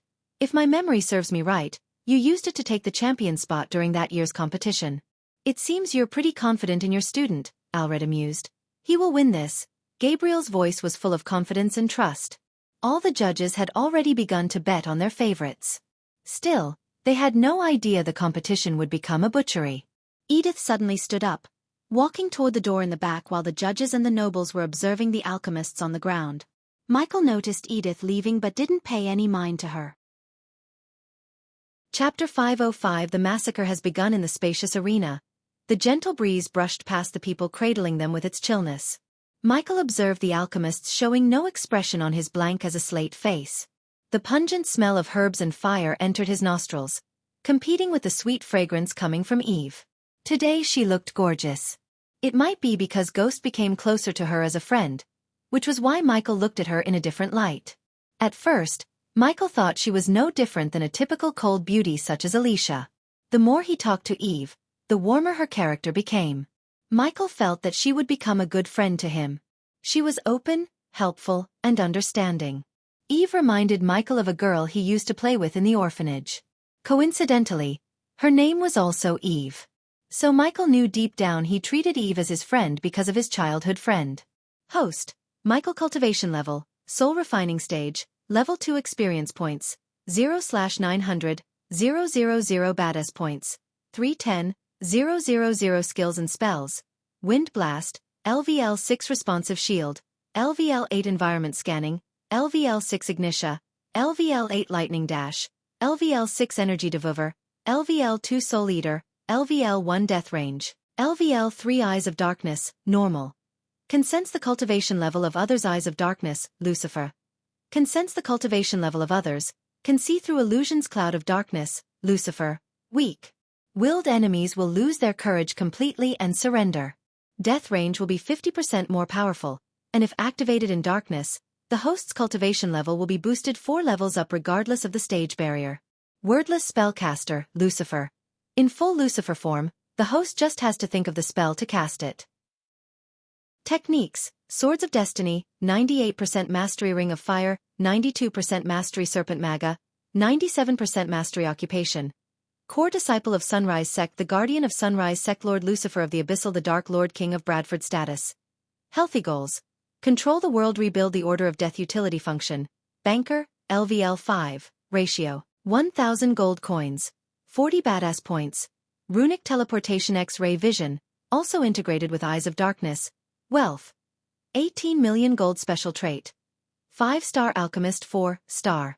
Inventor subordinates: Gaia, Warrior, loyalty level 100%. Raylene, 5-star Chef, loyalty level 99%. Arya, Assassin, loyalty level 86%. Heinberg, Warrior, loyalty level 45%. Maxine, Warrior, loyalty level 98%. Tiberius, Warrior, loyalty level 55%. Sadie, loyalty level 50%. Ricky, loyalty level 98%. Titus, loyalty level 60%. Optimus, loyalty level 60%. The Silent Reaper crew, Pirates, loyalty level 90%. Base of operation: Sunrise Sect, the Abyssal, the Crypt Kingdom of Bradford. Familiars: Nightmare, Forest. Dragon, Vidora, 3-headed Hydra, Elemental Manipulation. Wind, 10% Mastery. Fire, 10% Mastery. Lightning, 15% Mastery. Darkness, 20%. I should definitely upgrade my inventor trait. After getting blood samples and every other possible sample from Victor, Michael planned to build some nasty weapons against the vampires. As far as Michael learned about vampires, he needed special weapons. The rest of the world was unbelievably vulnerable to the vampires. Noah may have been somewhat astonished by the epic-class cauldrons Leylon and Jennifer had on the open ground. However, Andreas taught him the cauldron was merely an object, and an alchemist should not depend on the cauldron to refine a pill or potion. According to Andrews, an alchemist should be able to use the alchemy fire as a cauldron and refine pills and potions without a problem. Just like Ghost. Noah's white cauldron seemed somewhat shabby compared to Jennifer and Leylon. Unlike the rest, Noah was not too concerned about the cauldrons. Instead, he closed his eyes and thought for a moment. Then, he flicked his finger gently, and a set of the ingredients needed to refine the Crimson Waves potion appeared on the stone table. The moment Michael saw the ingredients on Noah's table, Michael knew what he was going to brew. To be honest, the potion had all the wow factors to win the competition.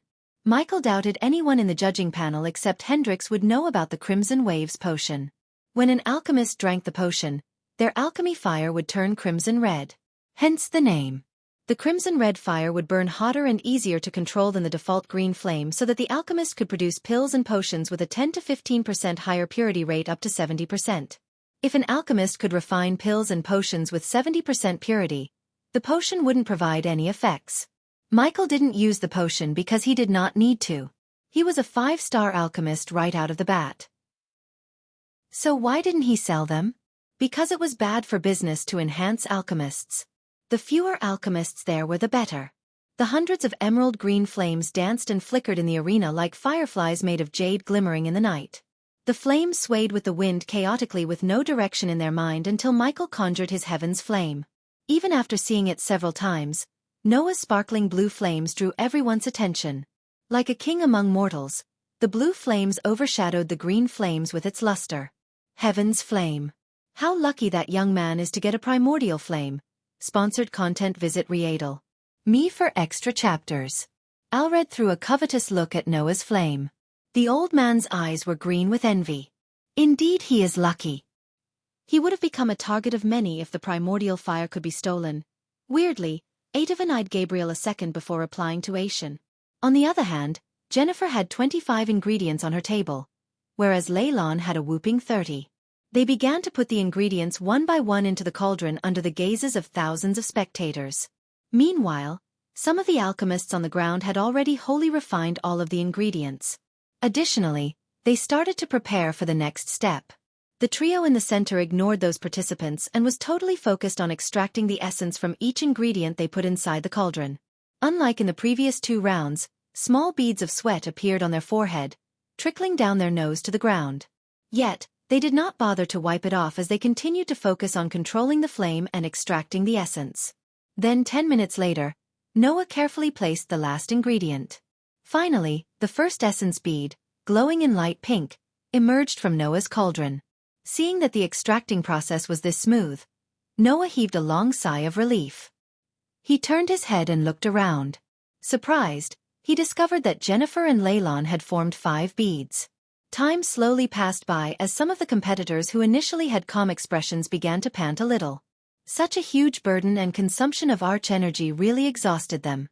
Michael was getting bored out of his mind and even yawned behind his hand. Seeing Michael yawn, Eve couldn't hold back too. "I kinda wish I had seen your Elon battle tournament," Eve said, taking her gaze away from Jennifer. Suddenly Michael knit his brows as his neck hair stood up, alerting him of an upcoming threat. First, the air became thick with an intense scent of blood. Then, as though something was sucking all the light in the arena, the area turned gloomier. "What the?" Eve looked up to see a dark blanket falling over the arena. The arena was the size of a football stadium on Earth, and currently, the blanket falling from the sky covered the entire open sky above the arena. "What's happening? Oh God. The fuck?" Immediately the spectators were thrown into chaos. Whoosh. Following the dark net, a strong gust of wind in the form of a wave brushed past the hundreds of alchemists, putting off their alchemy fire. Ghost, terror clutched Eve's heart as she involuntarily squeezed Michael's hand. All the judges immediately stood up from their seats bewildered. Even Hendrix lost the calmness on his face. The sudden darkness along with the pungent blood stench in the air terrified them. "Lady Eve." Michael turned back to see a guard of Eve walking towards Eve holding his throat. In the dim, gloomy light, they saw blood gushing through his fingers. H! Another scream quickly echoed through the arena. Thud! The guard collapsed to the ground while another ear-piercing scream of a girl entered their ears. When they looked in the scream's direction, they all saw a mist of red smoke among the spectators.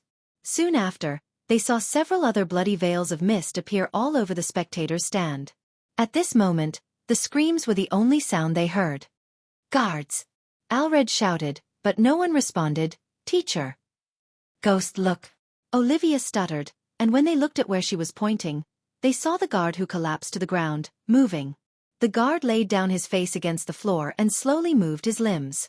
His lips made sickening, crunching sounds as he finally stood up on his feet. Guard! Eve spoke in a muffled voice and frowned, looking at the blood oozing down from the wound on his neck. When Michael looked closer at the injury, he confirmed his suspicion and took a step back. When the guard leaped at Alred, Olivia screamed in shock. Jurada! The guard ripped off a huge chunk of meat from Alred's neck in a blink of an eye. The blood sprayed from Alred's neck to Aishan and Gabriel's faces. The warm blood brought Gabriel from his shock. Holy blast!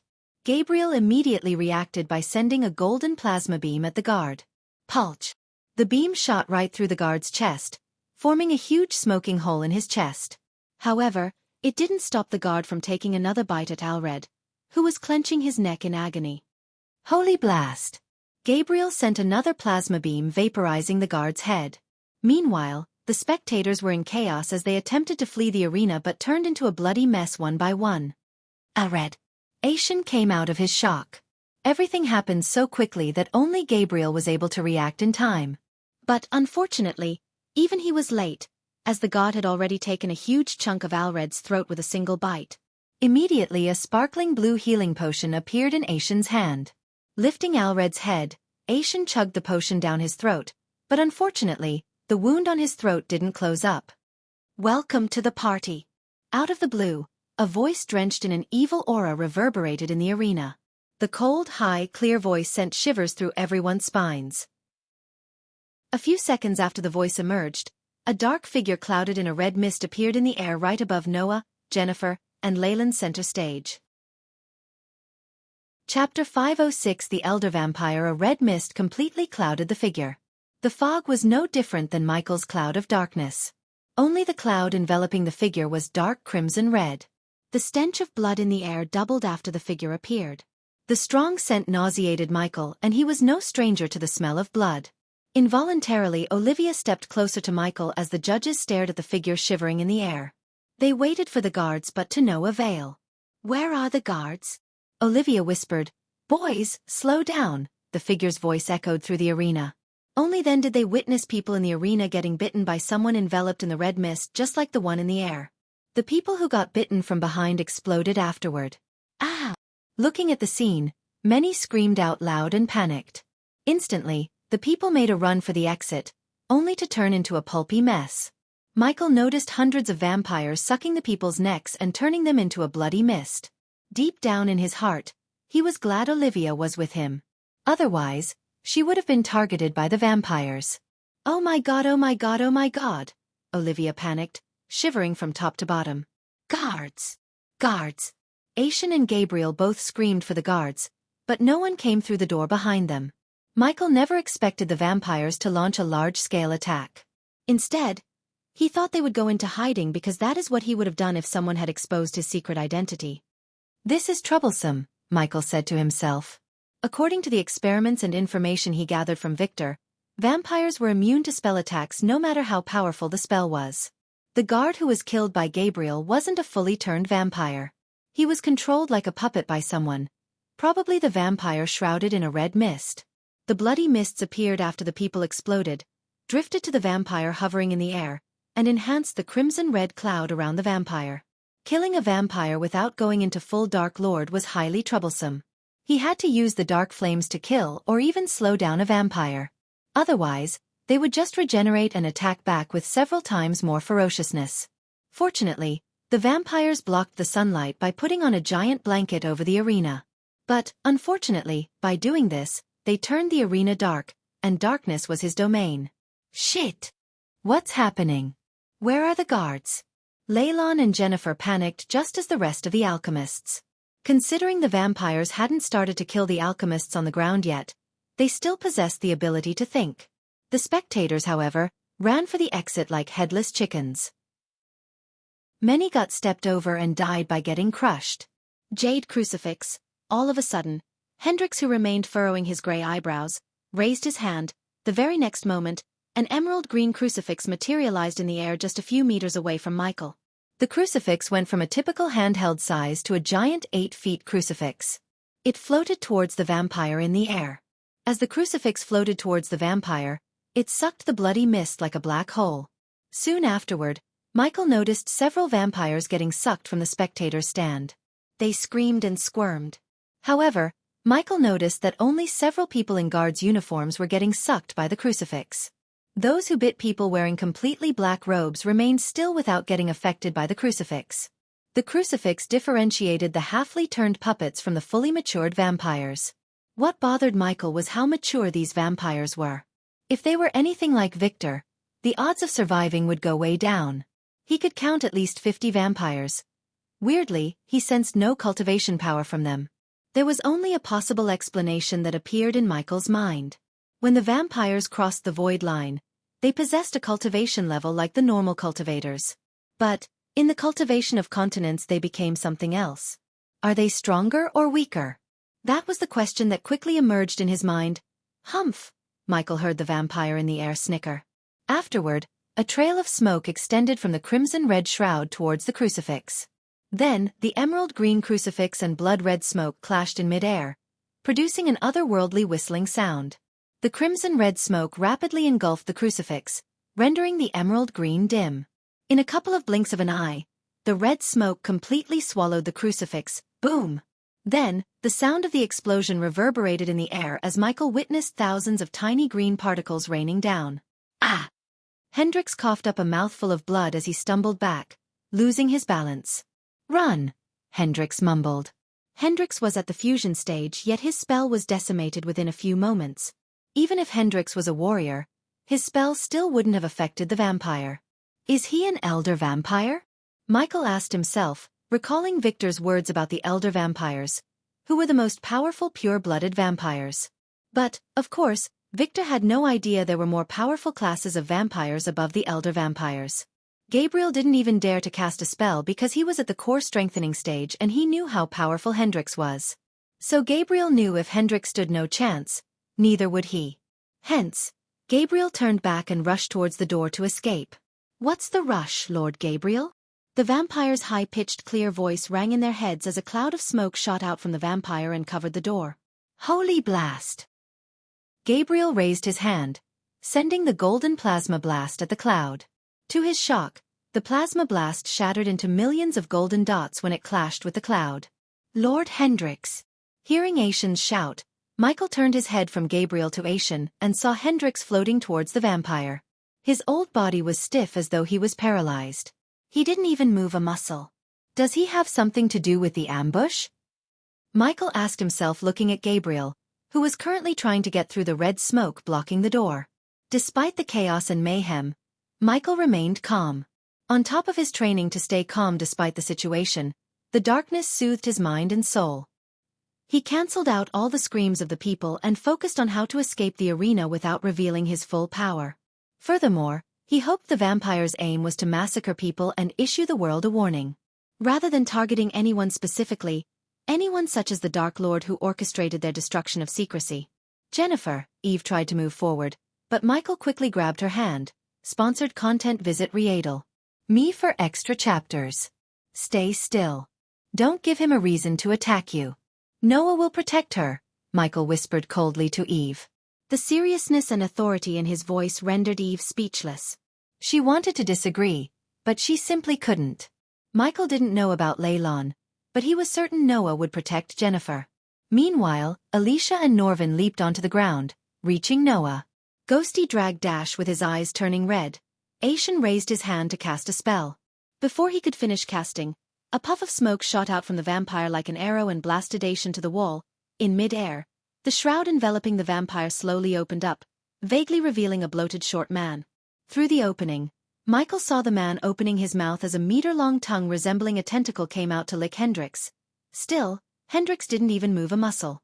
Instead, he looked like a T-pose statue while being licked by the vampire. The tongue gradually coiled around Hendrix's neck, clenching Hendrix's throat little by little. "Leave him alone." Suddenly, Noah's shot echoed through the arena. Then, everyone saw a bright beam of light shoot out of Noah's body to straight up at the vampire. The bright beam had a tint of blue as heaven's flame coiled around the beam. As per Michael's knowledge, the primordial flames were one of the weaknesses of a vampire. Ever since he used dark flames on Victor, Michael wondered whether the other primordial flames would have the same effect or not. His curiosity ended when Noah's flame cut straight through the bloody mist enveloping the vampire, cutting the tongue around Hendrix's neck. Immediately Alicia leaped into the air, catching Hendrix in her arms. "Arg!"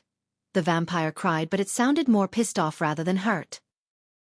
When the vampire growled, all his underlings stopped killing the spectators and leaped onto the ground. "Boys, kill them," the vampire coldly ordered the underlings. Michael had a feeling the vampire was looking at the VIP seatings. His feeling was confirmed when a few vampires leaped from the ground to their VIP seatings. "Thank you, Noah," Michael cursed Noah in his mind. There was a possibility that the vampire was targeting only Hendrix and would have left the arena after killing Hendrix. By attacking the vampire with Heaven's Flame, Noah pissed it off. Now, the vampire ordered the underlings to kill them instead of killing the spectators. Granted, Michael felt terrible for the people who got killed by the vampires. Yet, his own survival was more important to him than the people. When two powerful forces were at war, people would die. As far as Michael was concerned, it was impossible to save everyone. "Get them to safety!" From the ground, Noah shouted at Alicia. And just as she was about to leap at the VIP seatings, Noah raised his hand, sending a stream of Heaven's Flame to Alicia's golden spear. Immediately, her spear lit with Heaven's Flame. Michael, who saw the spear burning with Heaven's Flame, cursed at the dark flames because if he had to cover his swords in dark flames, the flames would melt down the steel like a knob of butter. "Seems like mine is more powerful than Heaven's Flame," he calmed himself down, comparing Heaven's Flame and the dark flames. "Stay back." Michael stepped in front of Eve and Olivia as two vampires targeted him. While four others targeted Aishan and Gabriel. "Like hell I would." Eve stepped forward and stood beside Michael as a hammer with a gold handle materialized in her hand. In the corner of his eyes, Michael saw several tiny runes glowing on the gray hammerhead. Eve kept spinning her hammer until the hammer became blurry. "Whoa!" Michael was stunned when she threw the hammer at the vampire and sent the vampire flying before hitting the vampire in the chest. Whoosh!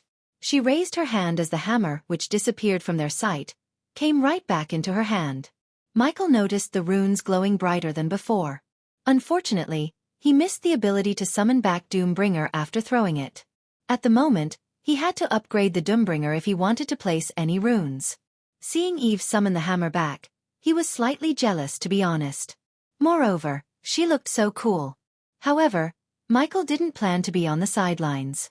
This was his scene, and Michael had enough of being sidelined. Chapter 507. Onto the fire from the frying pan. The vampire who witnessed his friend get sent flying by Eve bore his teeth, showing razor-sharp teeth. The vampires wore dark robes from head to toe, and under the dark cloak, Michael could see their pale faces and crimson-red slit pupils. Pulch! As the vampire stared at Eve, a spear impaled him from behind. Alicia lifted the vampire with her spear in the air and let Heaven's Flame completely engulf the vampire. The vampire burnt to a crisp in a matter of seconds as the wind took the gray ash with it. The two girls stole Michael's thunder. But Michael was calm. Surviving the vampires was more important than showing off. End of the day, being alive was the most badass thing one could do. Eve. Before Alicia could lock her eyes with Michael, Jennifer landed on the VIP stage beside her sister. "Jenny." Eve embraced her little sister in a tight hug. Jennifer's face was pale because of what she had witnessed. The young girl was terrified. Michael could see her body trembling uncontrollably. Unlike her sister Eve, she was not a warrior trained in combat. She was an alchemist. Her fear for blood and gore was the exact reason the Voldegarde spent their resources to make her an alchemist instead of a warrior. "Teacher." After Jennifer, Leylon landed on the stage. Seeing the four remaining vampires turning their focus to Alicia and Eve from Gabriel and Aishan, Alicia took a step forward, grabbed her spear in two hands tightly, and locked her gaze with the 4 vampires approaching her. Michael remained still and stepped towards the door. In the corner of his eye, he noticed the golden Babaru running around, attacking the vampires and clearing the way for the people to escape. The monkey was fast but not fast enough to save all the people. There were many people getting slaughtered by the vampires among the spectators. Come on, while Alicia was fighting 4 vampires at the same time, Michael reached the door with Olivia and Eve following him behind. Alicia noticed Ghost ignoring her, and her eyes immediately got filled with fury. Arg! Alicia roared as she slammed the spear onto the stage, creating a powerful shock wave that knocked down the vampires as well as everyone except Michael and Eve. Bitch, one of the vampires snarled. Then, he dashed at Alicia faster than ever before. Michael noticed the vampires finally taking the fight seriously. Their inhuman speed stunned Alicia. Michael, who fought Victor, knew their speed. In a blink of an eye, the vampire appeared behind Alicia. On the other side, the 3 vampires flanked Alicia from all directions. That bitch is dead, Michael amused inside. One less ally for Noah was one less enemy for him. While this was happening on the VIP stage, Noah was fighting the vampires on the ground. Fortunately, the vampire in the air observed the fight, not intending to join the battle himself. The more people the vampires killed, the bigger the shroud of red mist around him. Holy blast, holy blast, holy blast. Leylon kept shooting plasma blasts in all directions hoping to hit the vampires. Arg! After several tries, he hit something, but it wasn't a vampire. He hit Alicia, who was fighting 4 vampires. With a stomp to the ground, Eve knocked down several chairs and pushed down Jennifer's head. Stay here. Then Eve leaped into the air, raising her hammer in the air. Boom! A vampire was about to bite Alicia in the neck when Eve brought the wrath of her hammer down on him. Immediately the 4 vampires dashed away, sensing the impending danger. However, when Eve's hammer hit the stage, a shock wave that was several times more powerful than the one Alicia created blasted everyone and everything. Even Michael stumbled and had to grab the wall to steady himself. In addition, the hammer made several cracks on the stage. Looking at the cracks widening, Michael didn't think the stage could withstand another attack. While Eve was spinning her hammer and creating a wind force that slowed down vampires, Michael went to the door, which was covered by the red mist. Get out of my way, Michael shoved Gabriel away from the door. Bastard! Gabriel almost lost his balance and was enraged by Michael's action. Paying no mind to Gabriel, Michael placed his hand on the smoke. Michael felt a suction force as he put his hand through the mist. Michael conjured the dark flames inside the smoke. Crack! The red smoke faded away as soon as the dark flames appeared in his hand, revealing the door. Bang! Michael kicked open the door to see several dark-robed vampires feasting on Eve's guards. At that moment, they all glared at Michael, blood oozing down their mouths. For a moment, Michael remained still at the doorway, pondering whether he should exit through the hall with 20 vampires or through the open ground where a powerful vampire at. We can't fight them for long, Eve said to Alicia while swinging her hammer around her to keep the vampires from taking a bite off her. Since Michael opened the door, Aishan prepared to drag Alred's lifeless body with him to the door. Shit! Leylon cursed when he saw the 20 vampires standing in line across the hall from one end to another. The marble floor and walls were tainted with splashes of red. The sickening sight of bodies with eyes still opened lying around nauseated Leylon. His face immediately turned green. You doomed us. Gabriel didn't fail to take a shot at Michael as he took a step back from the door. You want to go that way, be my guest, Michael coldly said before stepping into the hall. Compared to the countless underling vampires and an elder vampire, battling the 20 vampires in the hall seemed a better choice. Unlike Noah, Michael didn't wish to reveal he had primordial flames. Several meters away from Michael, Eve slammed her hammer on the last vampire's chest. Gar! Sponsored content. Visit Readel. Me for extra chapters. The vampire growled in pain, but before it could dash at Eve, Alicia stabbed the vampire from behind with the heaven flames-covered spear. Killing the last vampire on the stage gave them all leeway to enter the hall. For some reason, the elder vampire did not mind them entering the hall. Michael had a bad feeling about the elder vampire's calmness. Yet, he was not planning to decode its plan. Instead, his highest priority was to get the hell out of the arena without revealing his identity as the Dark Lord. Looking at Michael entering the hall, Olivia followed him behind. Then, Eve, Jennifer, and Aishan dragging Alred's lifeless body, entered the hall. Lastly, after pondering their options, Gabriel and Leylon followed them inside the hall. Eve, Jennifer shivered, looking at the vampires in front of her. Except for their mouth, one could see nothing due to the dark robes and cloak. The vampires snarled, revealing their blood-covered teeth and 2 razor-sharp fangs. Fresh blood, one of the vampires said in a croaky voice. We'll get through this. Eve hid the dread in her heart and pretended to be fearless. Fighting 4 vampires took so much effort from both of them. So Eve knew how difficult, if not impossible, to fight 20 vampires. Where are you going? Eve was startled to see Ghost turning his back and walking back to the door. Instead of answering Eve, Michael closed the door. What the hell? Leylon tried to shout this time, but only a muffled cry escaped his mouth. Again, he did not want to agitate the vampires in front of him. Alicia coldly stared at him. She directed her killing toward Michael more than she directed toward the vampires. Again, rather than responding to pointless questions, Michael grabbed a chair and stuck it against the door knob to prevent anyone from opening the door from outside. Regardless of the situation, he remained calm, which surprised Eve. There was no fear in his eyes. Ghost, I don't think we can take on all of them, Aishan said in a husky voice. You have a better idea? It's them or the one who knocked out Lord Hendrix in a second. Recalling what happened to Hendrix, Aishan's heart skipped a beat. At this moment, he could only pray Noah would somehow save Hendrix and himself. Why aren't they attacking? Eve mumbled. Her words were barely audible to those who were near her. Yet the vampires who stood 20 meters away from her clearly heard her. Meat dipped in fear is tastier, a vampire snickered. After hearing his murderous voice, Jennifer felt a chill running down her spine. She felt like the vampire was looking at her while speaking those words. Follow my lead, Alicia took a step forward, and then she looked over her shoulder at Michael. Don't get killed. Eve could sense the apparent tension between them. Last night when she spent the night with Olivia, she heard about what happened during the tournament. But, like most people, Eve also blamed Peter for his fate. Alicia was lucky that Michael was a very patient man. Otherwise, he would have beaten the crap out of her just to wipe that stern look off her face. However, before she could take another step, Eve saw a streak of golden light across the hall running through between 2 vampires. It took her a moment to realize that Ghost had disappeared from her side. While she was in shock, wondering where did he go, the heads of the 2 vampires near the golden trail dropped to the ground, producing a sickening thud sound. The vampires standing in a neat line were startled to see their friends dancing on the floor without their heads. The blood spraying from the 2 headless bodies interrupted the group's vision.